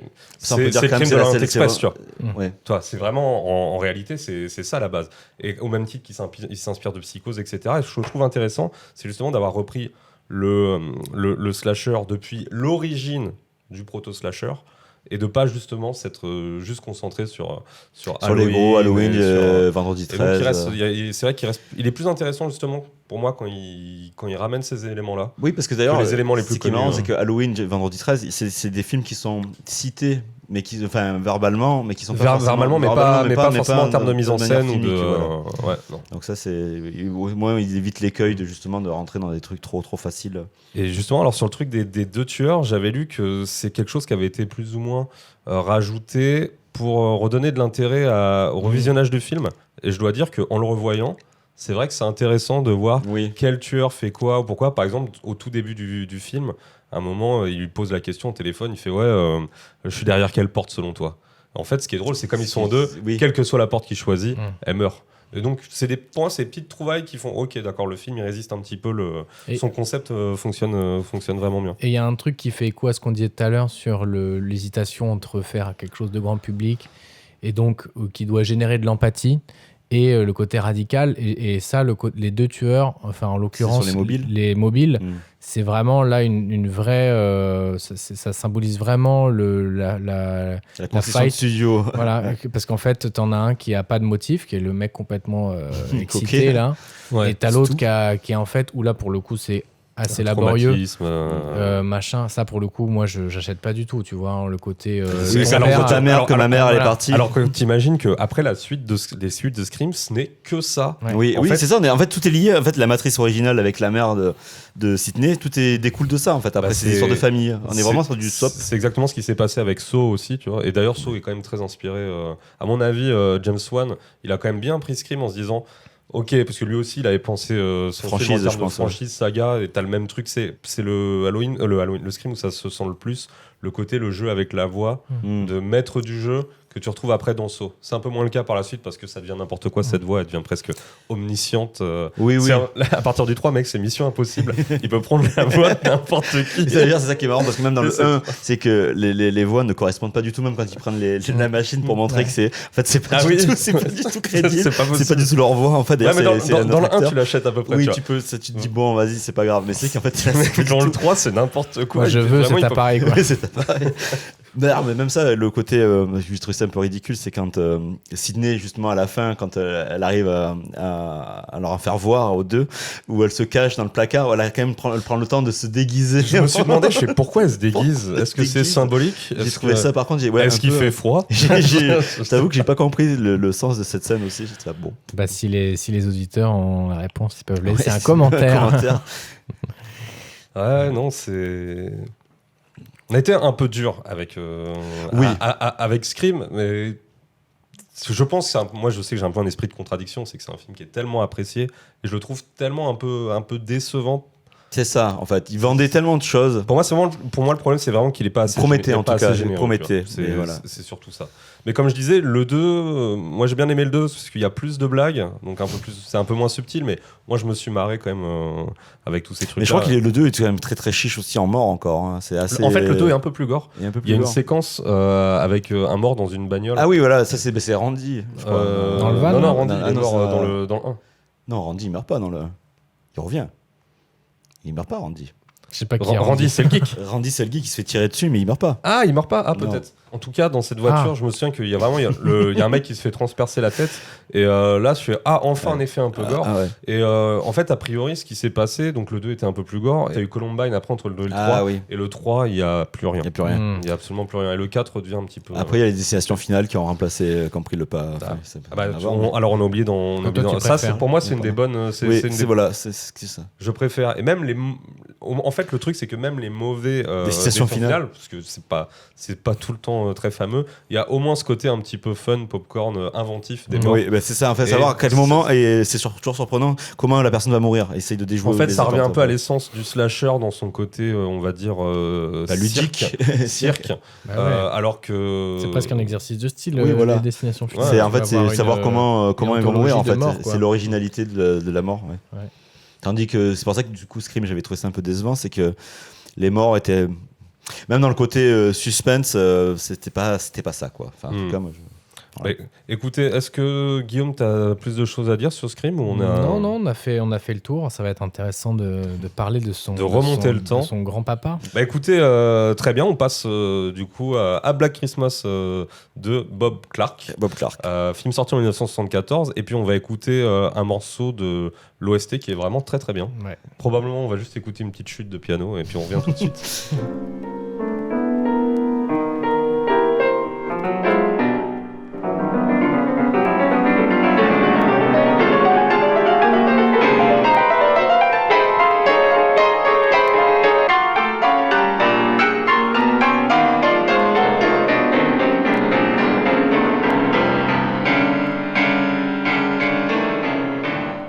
Donc Black Christmas de Bob Clark, film sorti en 1974, proto-slasher si on peut l'appeler comme ça, même ou même carrément premier slasher. Tout simplement un bon film de cinéma, j'ai envie de dire. Ouais, bah on va rentrer dans le détail. Avant ça, je te demandais, Guillaume, de faire le résumé encore une fois. Tout à fait. Eh bien, Black Christmas, c'est un film qui s'ouvre sur un homme dont on ne verra jamais le visage, qui s'introduit discrètement dans une fête de Noël bien arrosée entre jeunes femmes d'une même sororité. L'alcool aidant, personne ne se rend compte que l'une d'entre elles est assassinée par le tueur, qui entrepose son cadavre dans le grenier. D'autant que les esprits sont occupés par de mystérieux coups de téléphone graveleux. Mais le lendemain, la disparition de la jeune femme finit par inquiéter ses amis et sa famille. Une enquête est lancée. Jess, aux prises avec une grossesse non désirée et un petit ami envahissant, suit tout cela d'un air soucieux. Bien vite, les soupçons se tournent vers ce même jeune homme, mais Jess refuse d'y croire. Pourtant, les indices téléphoniques se font de plus en plus accablants. Alors que le tueur, qui n'a pas quitté son grenier, continue de sévir froidement, le doute et les coups de téléphone se font de plus en plus oppressants pour Jess. Alors que tout le monde regarde ailleurs, le spectateur en est témoin, le danger vient bien de l'intérieur. Bravo. Ah, bravo Guillaume, c'est un bon synopsis. Oui. Voilà. Voilà. Oui, non, c'est pas- une 15 sur 20. C'est pas trop compliqué à résumer malgré. On va en parler. On va dire Là, qu'il y a, là, il y a là. une enquête policière quand même. Il y a la police. Il y a la qui est police. pas trop nulle en plus pour une fois. Non. Non, pour une fois, mais il y a déjà des personnages qui esquissent d'autres personnages, d'autres films qui sont venus après. Bon, on va en parler. Ok, encore une fois, Nico, toi, c'est quoi ton rapport avec le film? Hier soir. Hier soir. Non, alors c'est un film dont j'avais entendu parler et je crois que la séquence finale, je l'avais déjà vue sur YouTube, je sais pas pourquoi, je sais pas comment, mais donc c'est un film. Je sais que ce film était important dans la genèse du genre slasher, Ouais. mais je l'ai jamais vu, donc il a fallu cet épisode pour le voir, que j'ai beaucoup aimé. Ouais, t'as beaucoup Voilà, apprécié. ouais, j'ai bien, ouais. Bah écoutez, moi, un peu comme toi, Nicolas, c'est un film dont j'avais entendu parler depuis longtemps comme étant justement le proto-slasher, parce que on dit souvent que... En fait, Halloween. alors on parle souvent d'Halloween parce que par exemple Massacre à la tronçonneuse qui est sorti la même année que Black Christmas en 74 est plutôt considéré comme un survival parce que ça se passe ça se passe sur le terrain, on va dire, du tueur, et c'est pas un tueur qui s'introduit. L'objectif, c'est d'échapper. Hein. Ouais, voilà, l'objectif c'est de s'échapper, même si on retrouve le masque, l'arme blanche, etc. Donc et souvent on parlait de Black Christmas. Alors moi, je l'ai vu pour la première fois il y a pas si longtemps que ça, je l'ai dû le voir pour la première fois l'année dernière. Par contre, j'avais vu son premier remake. Ah oui, son remake, il y a deux remakes. Ouais. Ouais, il y en a un en 2006 et en 2019, et j'avais vu son premier remake, je pense vers 2007-2008. et c'était une catastrophe. Parce que, alors j'ai pas énormément de souvenirs, mais ce que je me souviens, c'est que tout ce qui est laissé un petit peu en suspens dans Black Christmas est plus ou moins expliqué de manière absolument horrible dans le remake. Tout le lore du tueur. Ouais, donc obligatoirement, parce qu'il devait se dire faut qu'on apporte quelque chose, alors qu'en fait non, il faut retirer des choses, quoi. Et du coup, ça m'a jamais donné trop envie de passer le pas. Et j'ai vu Black Christmas, il était sur Shadows. J'ai fait tiens, c'est l'occasion. Je l'ai regardé et moi aussi j'ai pris une sacrée tarte. Et donc là, c'était un plaisir de le remater, alors que ça faisait vraiment pas longtemps que je l'avais vu, hein, je pense 1 ou 2 ans. Bon, et toi, Guillaume? Un peu pareil, moi je l'ai découvert il n'y a pas si longtemps. C'était pareil, je crois, merci Shadows, parce que il me semble bien que c'est eux qui l'avaient mis à disposition et que je sais plus exactement comment j'en avais entendu parler. Peut-être dans les fameux. Ces Combini, parfois ils font des trucs vidéo club là. Oui. Ouais. Et moi j'aime bien regarder parce que à chaque fois, après t'as souvent des listes quand même de films. Si les gens en parlent bien, ça te donne vraiment envie de regarder. Peut-être que l'un des invités en avait parlé. Je me demande si c'était pas Julia Ducournau. Ah, peut-être. À l'occasion d'un truc d'Halloween. Voilà. Ah bah écoute, elle aura fait une chose de bien, moi. Oh là là. Pardon, excuse-moi, la perche, c'est les copines de la Fémis. Ouais, attends, les corporate. non, mais du coup, moi j'avais adoré à l'époque. J'avais trouvé ça, pour un film qui commence à sacrément dater, j'avais trouvé déjà que ça avait sacrément bien vieilli. Ce qui est le lot des très bons films, je trouve. Et là, de le revoir, c'était comme vous deux, vraiment un vrai plaisir de se plonger un petit peu dans comment c'était fait, de se rendre compte que c'était un film qui était un petit peu plus protéiforme que le souvenir que j'en avais. Où effectivement, je comprends l'appellation proto-slasher, etc. Et c'est marrant que tu parles d'Halloween et tout, parce que et de Massacre à la tronçonneuse qui donc sorti la même année, et Halloween quelques années après, et j'ai l'impression qu'Halloween ça a presque pris le meilleur des deux, enfin sur le papier ça prend le meilleur des deux trucs, parce qu'on va en parler, mais tu vois le côté très radical et justement du tueur mystérieux de Black Christmas. En fait, le truc, c'est qu'Halloween, il a vraiment un peu peut-être ce qui manque à Black Christmas, malheureusement. C'est la théorie qui est la plus communément, pas une théorie, c'est la lecture qui est la plus communément admise, c'est que effectivement Black Christmas fonctionne lui aussi comme une matrice, et qu'en fait il a eu qu'à prendre les éléments et puis en rebooster certains, en effacer d'autres, etc. Mais bon, je trouve que ça fait de Black Christmas un film qui vieillit presque mieux, quoi, parce qu'il est quand même assez étrange.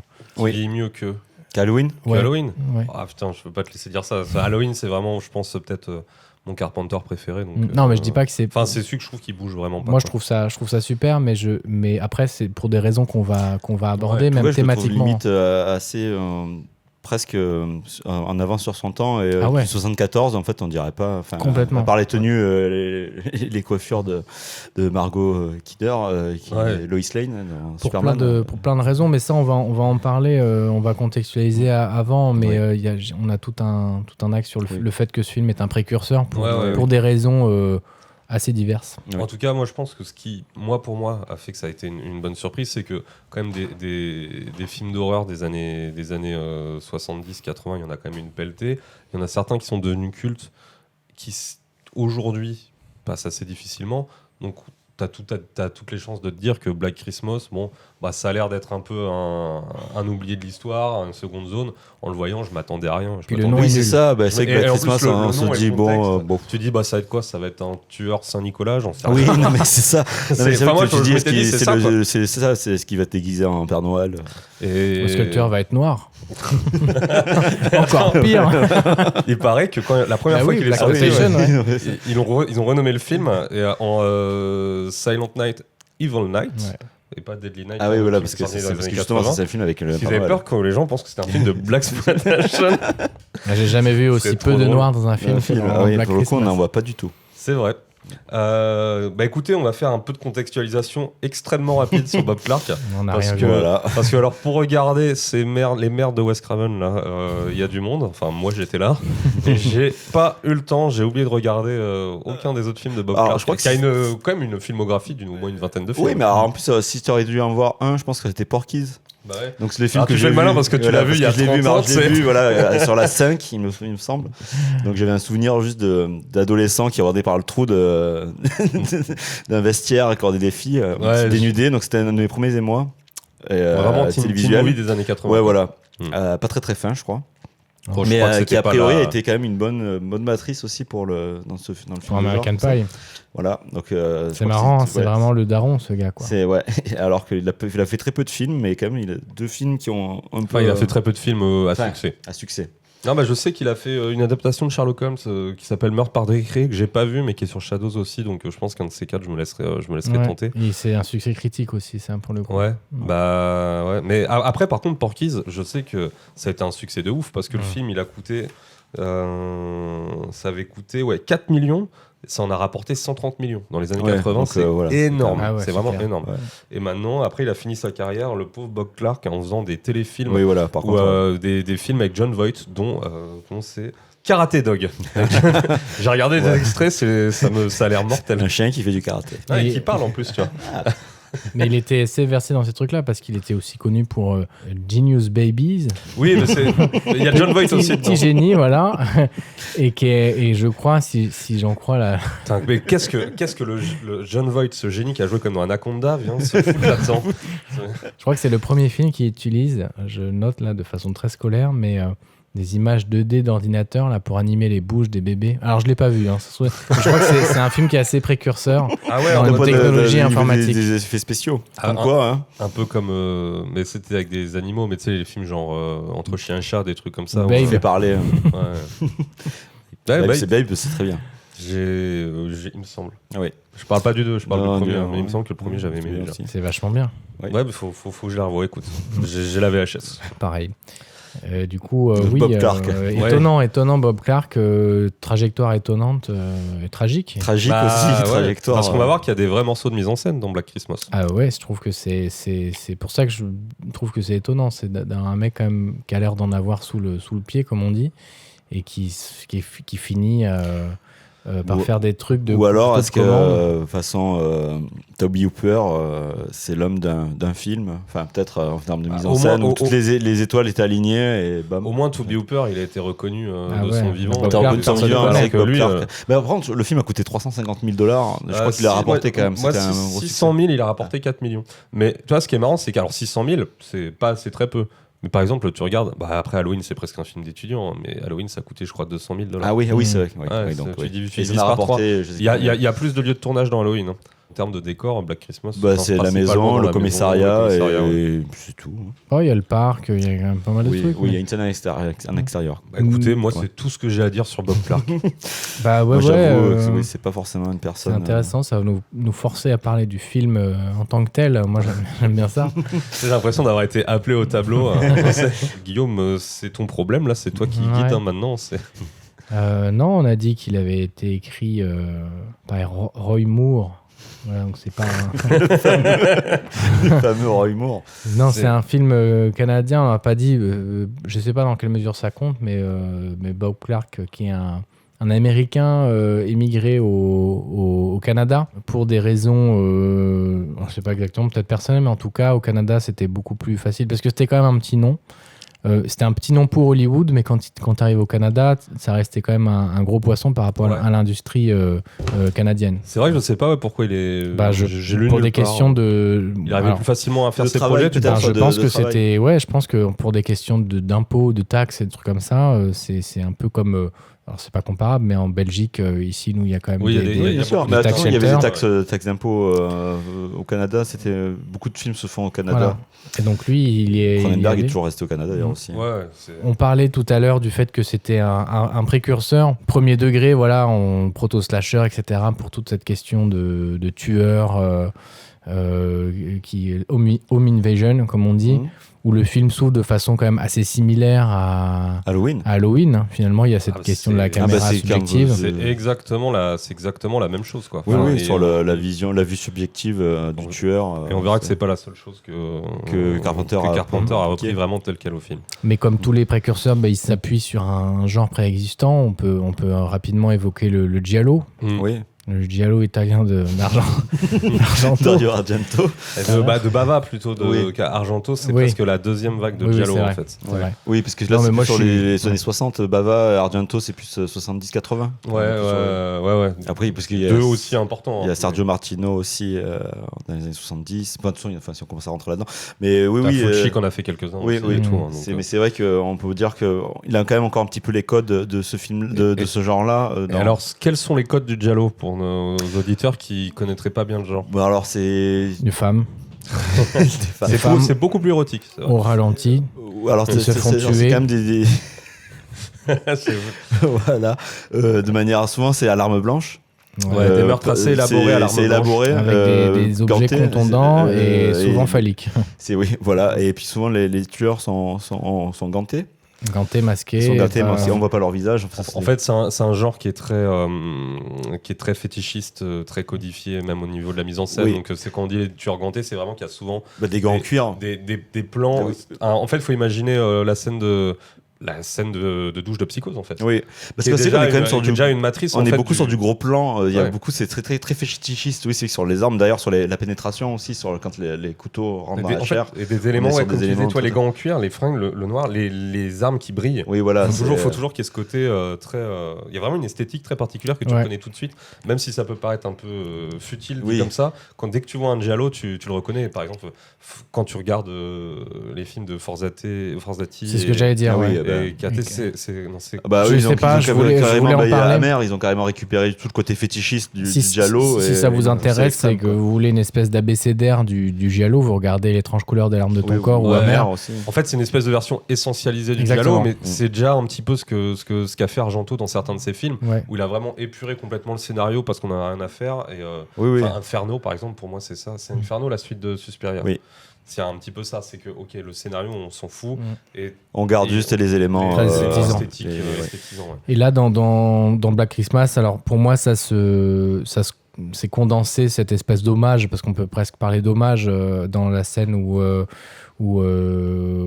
les deux femmes, ou une des deux femmes tuées vraiment au milieu du film, dans la maison, elle est tuée à coup d'une licorne en verre. Oui, Barbe, bah, c'est justement, oui, voilà, c'est vrai que justement, c'est la scène qui me venait en tête. Là, Ouais. on est vraiment sur Avec une le scène hommage. ralenti, à cette au- façon au giallo. d'éclairer, etc. D'ailleurs, même les figurines c'est en verre, la licorne en Mhm. verre, tout ça, c'est Ouais, oui, brillant c'est- comme Ouais. une arme blanche. Donc, Le plan sur Ouais. les mains, mais tu sais que Voilà. même la séquence pour moi où il jette la poulie sur la vieille peau là, la vieille Madame alcoolique, Mac, la vieille alcoolique. et peut-être straight edge, qui sait. Même cette scène-là, pour moi, la manière dont c'est filmé, où on voit les mains, etc., en vue Ouais. subjective, on voit les mains, Ouais. c'est vraiment Oui, oui. gialesque. Ouais. et donc, c'est vrai que c'est un. Alors, je sais pas, hein, je suis pas spécialiste non plus du cinéma en tout cas purement d'horreur de l'époque, mais on parlait de Scream et de son côté, voilà, mélange de genres, presque outrancier à certains endroits.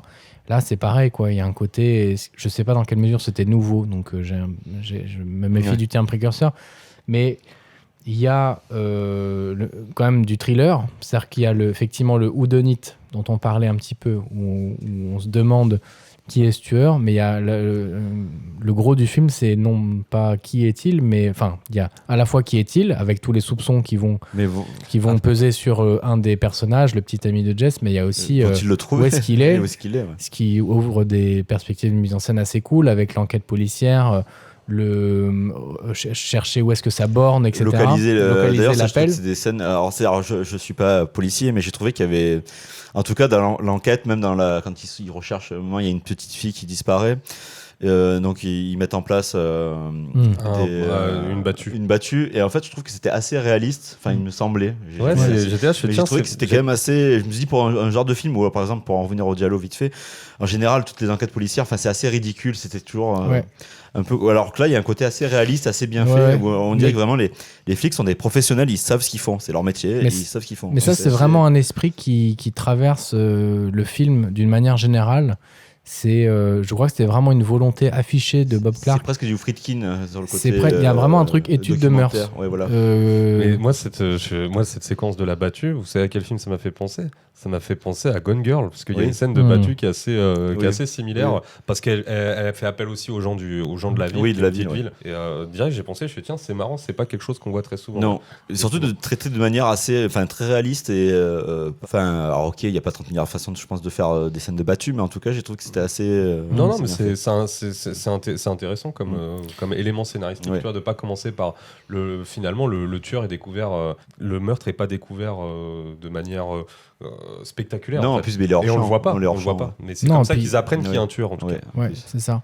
Mais je trouve ça intéressant le paradoxe entre un peu ce que raconte le film sur le mal, qui est un peu un trope du genre horreur, voilà, qui va être repris dans Halloween avec le mal qui c'est le mal qui ne s'en va jamais, enfin qui est immortel, qui est aussi le cas dans Scream. Finalement, le mal est incarné, le mal pur. Ouais, et tous ces méchants-là, ils ont une façon assez particulière de l'incarner. Là, dans Black Christmas, pour tout de suite spoiler, en fait, le film il fonctionne quand même sur une espèce d'ironie dramatique où en fait c'est le mauvais gars qui est chopé. C'est ce qui fait toute la force du film. Ouais, ce qui fait toute la force du film, c'est que tu as cette scène qui est effectivement très connue où, enfin, pour moi, tu as les deux parties de la scène finale où tu as d'un côté, ça c'est vraiment super.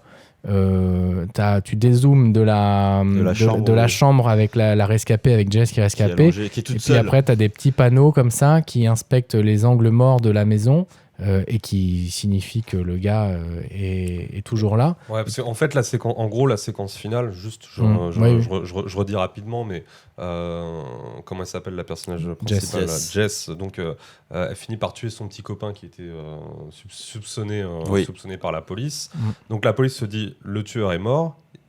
Elle, pour se reposer, la mettre dans le lit. Et ironie du sort, en fait, c'est le père de la première victime qui fait un malaise. Et donc, du coup, tout le monde se barre pour le ramener à l'hôpital. Donc, il laisse la fille en se disant, elle est en sécurité chez elle. Et donc là, comme tu dis, tu as les panneaux où tu vois tous les trucs de la maison. On entend le tueur à l'étage. Ça grince et ça finit sur plan large où on entend le téléphone qui sonne, mais il n'y a plus de flic pour. Le flic est dehors. Ouais. Le flic est dehors. Ce qui est assez drôle, c'est que le film, alors on va en parler, mais il a aussi ce côté un peu humoristique par moments, etc. Et ce qui est génial, c'est que là, pour moi, ça marche. Oui, la fin est tellement premier degré et tellement dure que tout de suite, moi, je sais qu'elle me happe, me happe, et je pense que c'est un tout de mise en scène, de son. Parce que c'est vrai que l'élément comique, par exemple, joué par Madame Mac, celle qui s'occupe de la sororité, qui est complètement alcoolique, qui cache des bouteilles partout pour picoler, c'est un élément comique, mais en fait, ça passe. Mais c'est rajouté, ça pour le coup, c'est vraiment un ajout de Bob Clark. Je crois que le scénario de base, il n'était pas.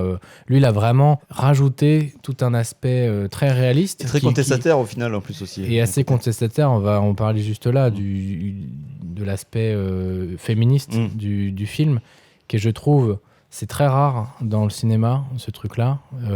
Mais oui, juste pour finir sur la comédie, il y a ce personnage.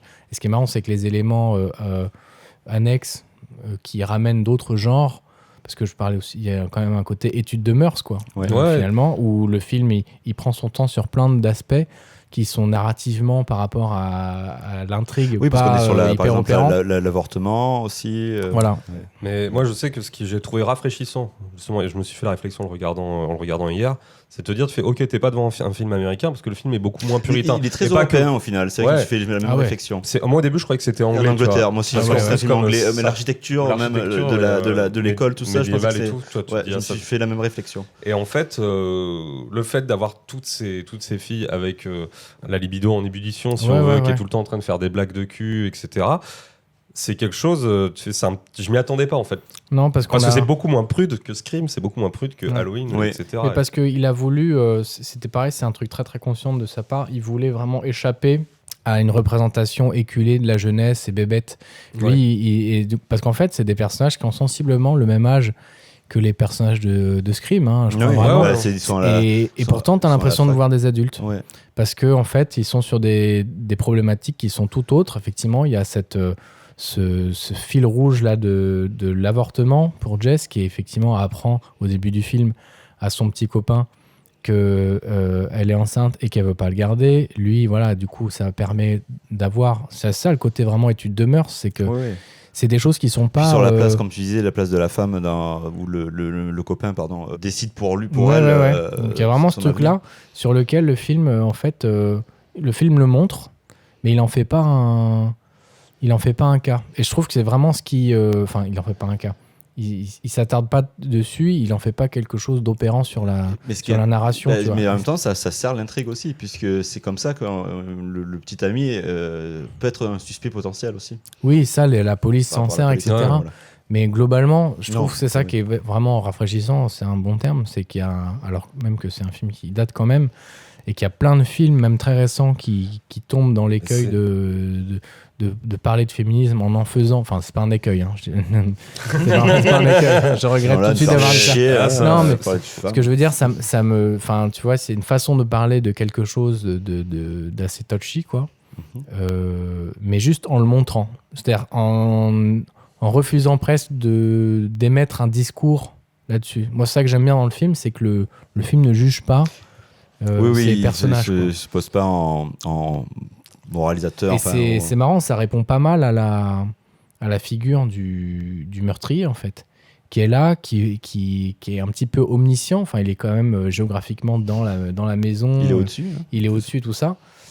Et il intervient de façon assez aléatoire et tout. Donc, il y a un côté qui est assez libre, quoi. Dans le Oui, film. parce que c'est ça, en fait, même dans la narration, enfin, le film, ça suit comme le tueur, il tue de manière très aléatoire, donc du coup, le film, c'est qu'on n'a pas forcément de points sur lesquels se raccrocher. En fait, déjà, il a pas ce rythme, ce rythme habituel du slasher où tu Non. dois avoir un mort C'est toutes les ça, 10-15 c'est pas une ligne minutes. droite, c'est. Mais après, j'ai envie de te dire, tu l'as peut-être dans Scream, mais dans Scream, il y avait quand même un problème de rythme au milieu. Où Oui.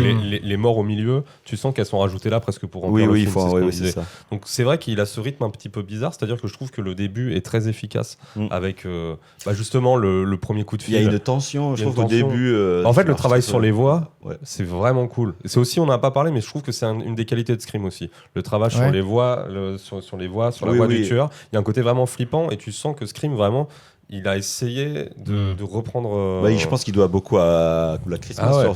Ah oui. Après, il le fait de téléphonique, manière tout ça. moins grotesque parce que Black Christmas, il a vraiment ce côté, tu sais, Anthony Avec les Perkins, psychopathes, psychose, oui, genre qui se dédouble, qui a plein de voix différentes. Mais c'est super flippant quand tu le vois jouer tous ces personnages. Tu l'entends jouer tous ces personnages, genre le bébé, machin. Et la puis mère. cette caméra qui est le début en tout cas où est-ce qu'il est là, il est pas là, ça panote toujours très très lentement. Je trouve qu'il y a une tension, on entend tous les moindres bruits. Il y a un bon travail sur le son aussi. Ouais, qui il y a est beaucoup de très bien. scènes qui sont justement en point de vue du tueur, mais même on voit pas forcément les mains où il se calme. Mais t'as aussi des scènes où c'est elle, Jess, quand elle sait qu'il y a le tueur et qui commence. Et du coup, le film il prend son temps pour faire ses effets de mise en scène. Il y a une vraie tension qui pour moi, ça c'est vraiment l'héritage du giallo, quoi, cette manière de filmer. Et effectivement, tu parlais du rythme qui est assez bizarre. C'est vrai qu'on passe dans la première moitié du film, tu as cette espèce d'alternance entre cet acte fondateur, voilà, la disparition, avec une espèce d'ironie dramatique dans la mesure où le spectateur est le seul qui est au courant qui sait. qu'elle est au-dessus. Quoi, Et dans le du cornier. coup, qui dit ironie dramatique, il y a toujours un petit peu un côté comique dans l'ironie dramatique parce que tu vois la madame là, qui se bourre la gueule. Donc il y a un côté comique qui est très naturellement, je trouve, évacué dès lors que on arrive dans cette fameuse nuit.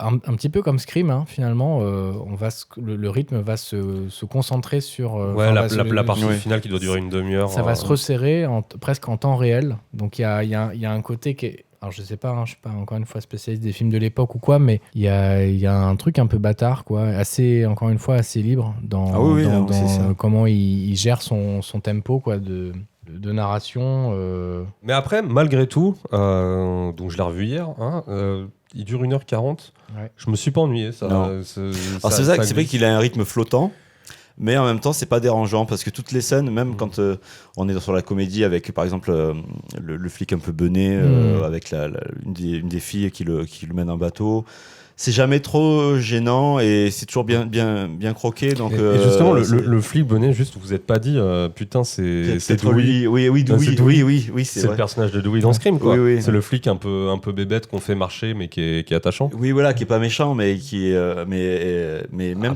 Après, c'est peut-être un archétype de personnage, mais c'est assez drôle de voir qu'il y a quand même, il a un miroir. Il est là, mais dans par Scream. contre, qui est contrebalancé par contre un flic qui est ultra compétent.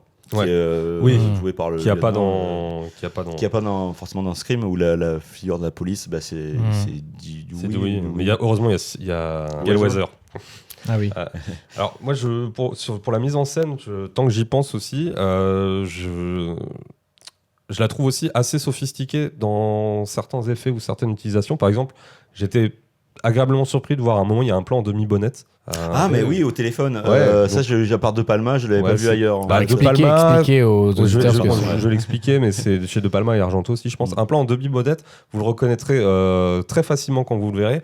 En gros, c'est un plan avec un objectif qui permet de faire le point à 2 endroits différents. Et donc, premier plan et arrière-plan en séparant. Humainement impossible. Humainement impossible. C'est à moins faut vraiment avoir les yeux de Jean-Marc Trébert, mais sinon, ou de Jean-Paul Sartre, j'en sais rien.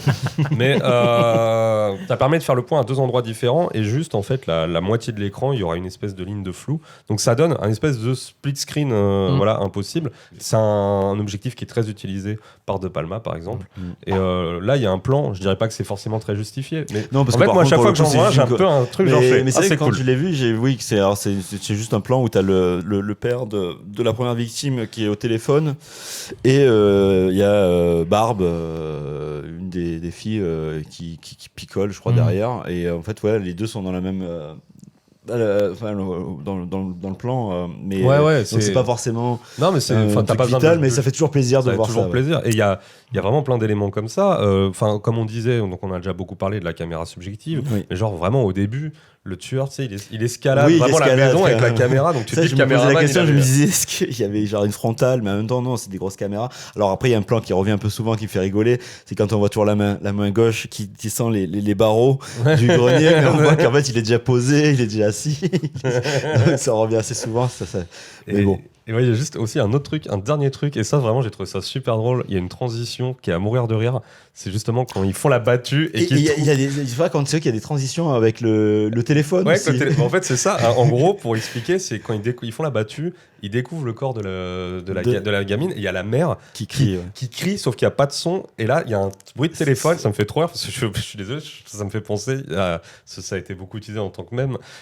T'as Ridley Scott qui fait cette transition dans The House of Gucci, où t'as l'autre enculé de Jared Leto, exactement, qui se met à pleurer comme ça, et là c'est remplacé par un son il y a une transition avec un son de klaxon, c'est ça. Et du coup, alors là c'est pas censé être comique, mais en fait, il y a vraiment des petites idées. Je sais, putain, en fait, il y a de la mise en scène, quoi. Quand tu viens de te taper Scream 3 et Scream 4, t'es content de voir ça. Mais pourquoi ça marche d'autant mieux, c'est parce que c'est un film qui fonctionne sur beaucoup d'épures aussi, quoi. Il y a un genre qui avait pas du tout à l'époque, mais où il y a un vrai avènement aujourd'hui, surtout à l'heure à laquelle on parle, avec les scores incroyables de Terrifier 3, qui s'appelle le splatter. Là, c'est vraiment l'anti-splatter. C'est-à-dire que c'est un film qui fonctionne sur vraiment des meurtres qui sont souvent hors champ. Qui sont pas sanglants. Et donc ça joue plus sur de l'angoisse. En fait, ils sont hors champ, mais par contre, je les trouve très graphiques. Donc c'est comment elle s'appelle celle qui meurt dès le début. Celle qui se fait étouffer par le sachet plastique. Elle passe tout le film, on la voit avec comme ça, avec le plastique sur la tête. L'autre s'est pris un crochet. Avec le crochet, on voit pas la scène gore, mais par contre, c'est graphique. Oui, c'est graphique, mais je pense que ce côté graphique, c'est sous-tendu par l'idée de less is more quand même, tu vois. Il y a un côté où en fait, et c'est pas un film qui accumule les morts, c'est-à-dire que t'as la mort au début, la dame qui va monter voir au grenier. Il y a 3 morts. Il y en a 2 après. La fameuse séquence Giallo où il en tue 2 d'un coup. Le dort dans son sommeil et après il y a celle qui ressemble à Tutsi, on voit juste son cadavre. Hoffman. fait, le film ouais, les mises à mort ne sont pas exposées. C'est vrai que c'est hors champ, mais il y a quand même des images qui restent. Oui, Pour par moi, contre, oui, la bien force sûr. est presque intacte en fait. Ah bah Oui, oui, c'est et beaucoup puis, dû au son aussi, quoi. Et puis le Ouais. son, et puis le peu de fois où on entreaperçoit le tueur, c'est assez marquant. Joué L'œil, par Bob Clark. d'ailleurs. Bob Clark, oui, qui fait les voix. Oui, il fait des plans et il fait quelques voix. Quelques Pas Les, voix. aussi, les, c'est avec un autre les, aussi. les moments où je crois on voit son Parce que œil. par exemple, justement, le plan où on voit qu'un œil, je trouve ça terrifiant. Enfin, il y a beaucoup de. Ah ouais, c'est vrai. Bah, je trouve que c'est assez marquant. Donc ça peut en faire penser aussi au Giallo, mais. Mais alors justement, moi, c'est un des éléments pour lequel je pense que il est peut-être un petit peu moins marquant, c'est le fait d'avoir un tueur qui est pas masqué, donc de jamais le voir, et c'est aussi donc une forme de radicalité. Ouais. Le fait de jamais vraiment. Du coup, en fait, Faire en sorte qu'il soit toujours dans la le pénombre. seul moyen de l'identifier, c'est son nom, Billy, Billy. et sa voix. Ouais. Et D'ailleurs, Billy, un des tueurs de Scream s'appelle Billy. ouais, bah, je pense Donc que je me c'est. suis dit, est-ce que c'est pareil Bah, probablement, étant donné que Billy t'as un personnage Loomis, qui. C'est ouais, mais Billy Loomis, c'est par rapport à Halloween. donc, Donc, ouais, non, mais c'est surtout que Billy, c'est marquant. oui, Billy. voilà, c'est Billy. Billy Agnès. C'est soit ça, soit par rapport à Predator. ouais, c'est quand même une forme de radicalité Ouais. qui fait que il est un petit peu moins identifié. Bah oui, tout à fait, parce que tu parlais tout à l'heure de Halloween qui corrigeait le tir sur certains trucs. Ouais. Ça, Halloween, bah, du coup, il est allé choper, je pense, le côté Justement, massacre à la tronçonneuse, Le masque. le masque. Donc, ce qui est moins contraignant, en fait. Parce qu'effectivement. déjà, parce que c'est vrai qu'on voit que dans Black Christmas, ils sont obligés d'adapter la mise en scène pour pas qu'on voit le tueur. Donc, du coup, mais c'est peut ça être que un je peu trouve cool dérangeant. personnellement. Mais Ouais, du mais coup, ça, c'est pour moi, c'est ce qui découle justement du Giallo. Parce que dans le Giallo, t'as toujours des Oui. plans impossibles. Oui, Où genre, c'est ça. c'est vraiment de filmer de Pour manière. esquiver, pour pas qu'on ne voit le Pour pas qu'on visage. voit que ça passe à la Ou fois même par du la coup, on se dit lumière. et humainement, par- c'est pas logique que le tueur se tienne comme ça, mais parce qu'il faut pour qu'il soit dans l'ombre, quoi. Exact. Mais c'est vrai que ça donne un cachet. Mais, bah ouais, après, je conçois que pour l'identification, ça soit compliqué. Et cette radicalité, elle est aussi jusque dans l'absence de mobile du tueur. Là, pour le coup, il n'y en a pas. On peut penser à de la C'est vrai maladie qu'elle ça mentale. nous laisse un peu à la fin Ouais, en disant c'est- est-ce que c'est dans cette maison-là qu'il s'est passé des choses liées à son enfance ou... Alors, je sais pas si vous C'est ça. saviez, mais le studio avait demandé une version où le tueur était révélé à la fin, et ça devait être, je crois, le mec de la première fille, en fait. Donc, c'était un mec Celui qui joue dans Chromosome 3. Bah, je me souviens plus, qu'on le voit à un le moment. hockeyeur. En fait, le mec de la première fille, de la première victime, il participe à l'enquête.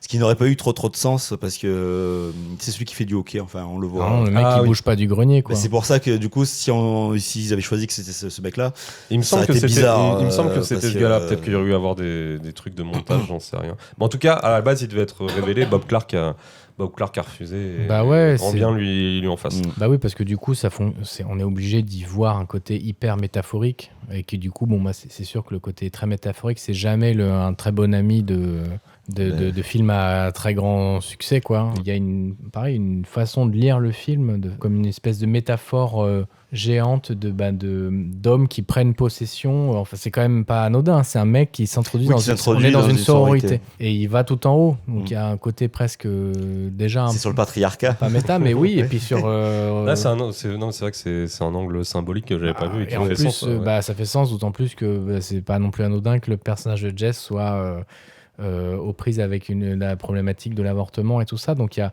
ce truc-là, mais ce que j'aime bien, c'est que c'est à la fois très radical, mais ça reste quand même assez subtil. C'est-à-dire qu'on décide ou non de voir cet aspect-là du film, mais il y a quand même, on est quand même un petit peu amené à y penser. Et ouais, juste un truc tant qu'on est sur la radicalité du film.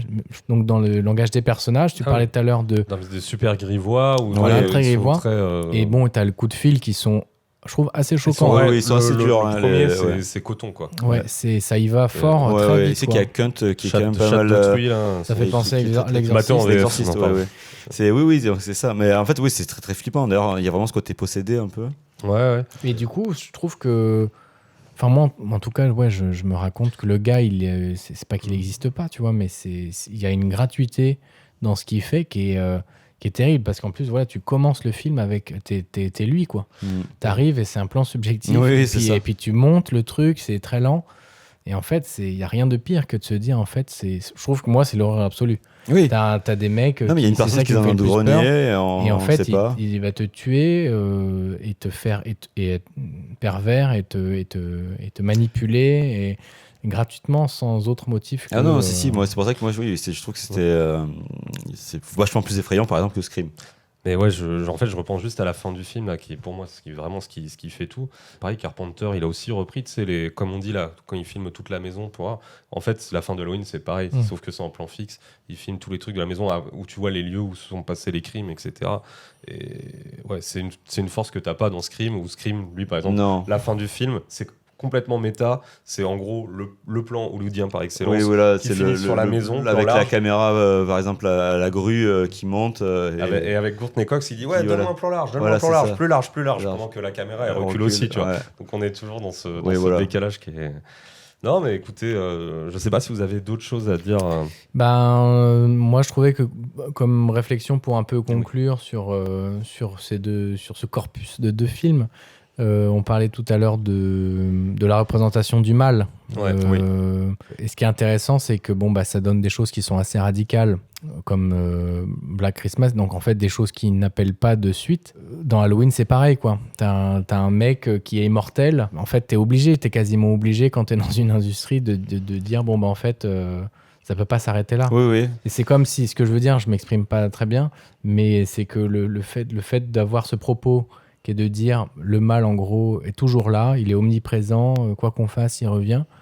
C'est marrant parce que ça le désacralise tout de suite et ça ouvre la porte aux tonnes de suites dont Scream est une bonne image. Et Halloween aussi d'ailleurs, parce qu'Halloween a été une franchise avec beaucoup de films. Et quasiment tous. C'est-à-dire, dès lors que c'est peut-être un truc qui est très américain. Je pense, comme tu dis, on en revient sur une industrie, donc dès que tu laisses la porte à quelque chose de... Je suis désolé, je suis pas sûr de bien comprendre ce que... Ce que je veux dire, c'est que... Attends. Est-ce que c'est une mauvaise chose que la représentation d'un mal absolu, Non, je dis que c'est une très bonne chose justement et qu'on a des exemples qui sont assez divers. C'est pas pareil dans Black Christmas d'avoir un mec, c'est un homme qui est pas immortel, c'est pas une figure tutélaire du mal, mais c'est un mec qui reste là et dont le spectateur qui est pas dans le film par définition est le seul témoin. Donc, et dans Halloween, c'est un mec Michael Myers qui est inarrêtable, immortel et tout. Et après, tu as toutes les déclinaisons qu'on connaît.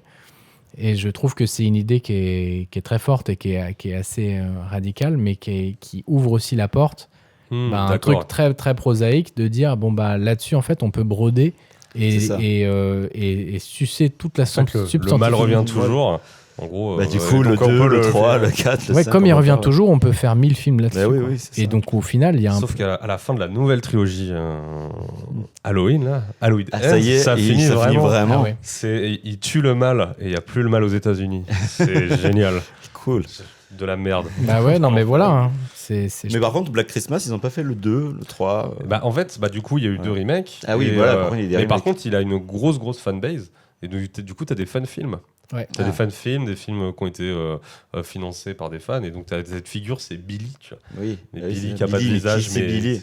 Mais c'est un peu ça que je voulais dire, c'est que cette question sans réponse, c'est ça qui donne, comme tu disais, toute la force à la fin du film. C'est qu'en fait, tu sais pas. Tu t'éloignes de cette maison sans avoir plus de réponses à la question. Et puis ça finit même de manière très pour moi c'est de manière très dramatique, puisque Jess, la final girl, en fait elle va mourir, parce que même le coup du téléphone, mais au moins on nous le montre pas, c'est non, ça on nous le montre pas, mais il y a toujours ce truc il y a pas cette théorie où en fait il appelle après chaque meurtre.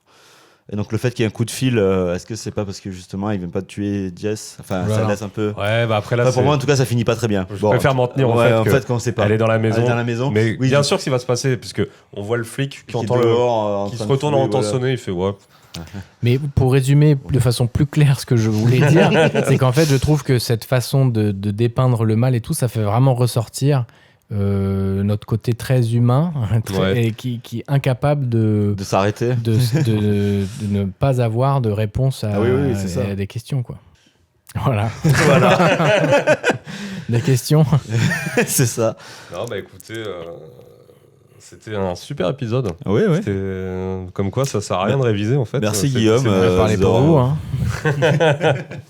Non, il y a quand même beaucoup de choses à dire. Ouais. Enfin, au final, j'espère que ça vous aura intéressé vous aussi, que si vous n'avez pas vu les films, que vous allez vous dépêcher de les voir. Enfin, je parle de Black Christmas, pardon. Surtout, ouais. Et, non, bien sûr, pas envie d'être trop négatif. Non, c'est quand même Scream. c'est un film qui a apporté quand même beaucoup de choses, qui est important. Ouais, j'espère qu'on aura quand même pas été insupportable à écouter pour les gens qui sont fans. On est capable de reconnaître quand même les qualités du film. Et c'est vrai que c'est un peu moins de plaisir. Mon cœur balance plus du côté de Black Christmas. Ah bah quand même. J'ai l'impression que plus tu vieillis, plus tu retournes Oui, vers les bases en fait. Donc, c'est ça. Alors que je pense que oui, pour finir, j'aurais vu à l'inverse, même plus jeune. Évidemment que c'était Scream que je préférais. Ouais, parce que t'arrives pas à. Je pense que la frustration que génère Black Christmas, tu la comprends pas trop. Au début, t'as besoin de. Mais en fait, je pense vraiment aussi que les suites à rallonge et le méta a vraiment fait du mal. Oui, à Scream. Il serait peut-être resté un, voire le deuxième à la rigueur, et ça suffit. C'est vraiment ça qui lui fait du mal. Je pense que je comprends à l'époque ce que ça a pu apporter aux gens. Ouais. Et écoutez, merci d'avoir écouté le podcast. Si vous avez apprécié, n'hésitez pas à laisser une petite étoile sur Spotify ou votre agrégateur de podcast, ou même à nous laisser un commentaire, que ce soit sur la vidéo YouTube, sur Spotify. Mettez 5 étoiles sur Spotify, parce qu'une étoile, c'est dire que vous n'avez pas aimé. C'est pas grand chose et ça nous aide un petit peu à continuer à développer le podcast pour qu'on puisse continuer à faire des épisodes qualitatifs. Comme on les fait là, sans déprimer en regardant les stats. Voilà. On vous dit à dans un mois. Le prochain couple de films sera ce coup-ci choisi par Nicolas. Et Nicolas, dis-nous, tu as choisi quel film ? Donc ce sera Bully de Larry Clark et Alpha Dog de Nick Cassavetes. Et écoute, un super choix, ça va être intéressant encore, il va y avoir pas mal de choses à dire. Je pense écoutez, merci à vous les gars, et puis au mois prochain. Salut. Salut. Salut.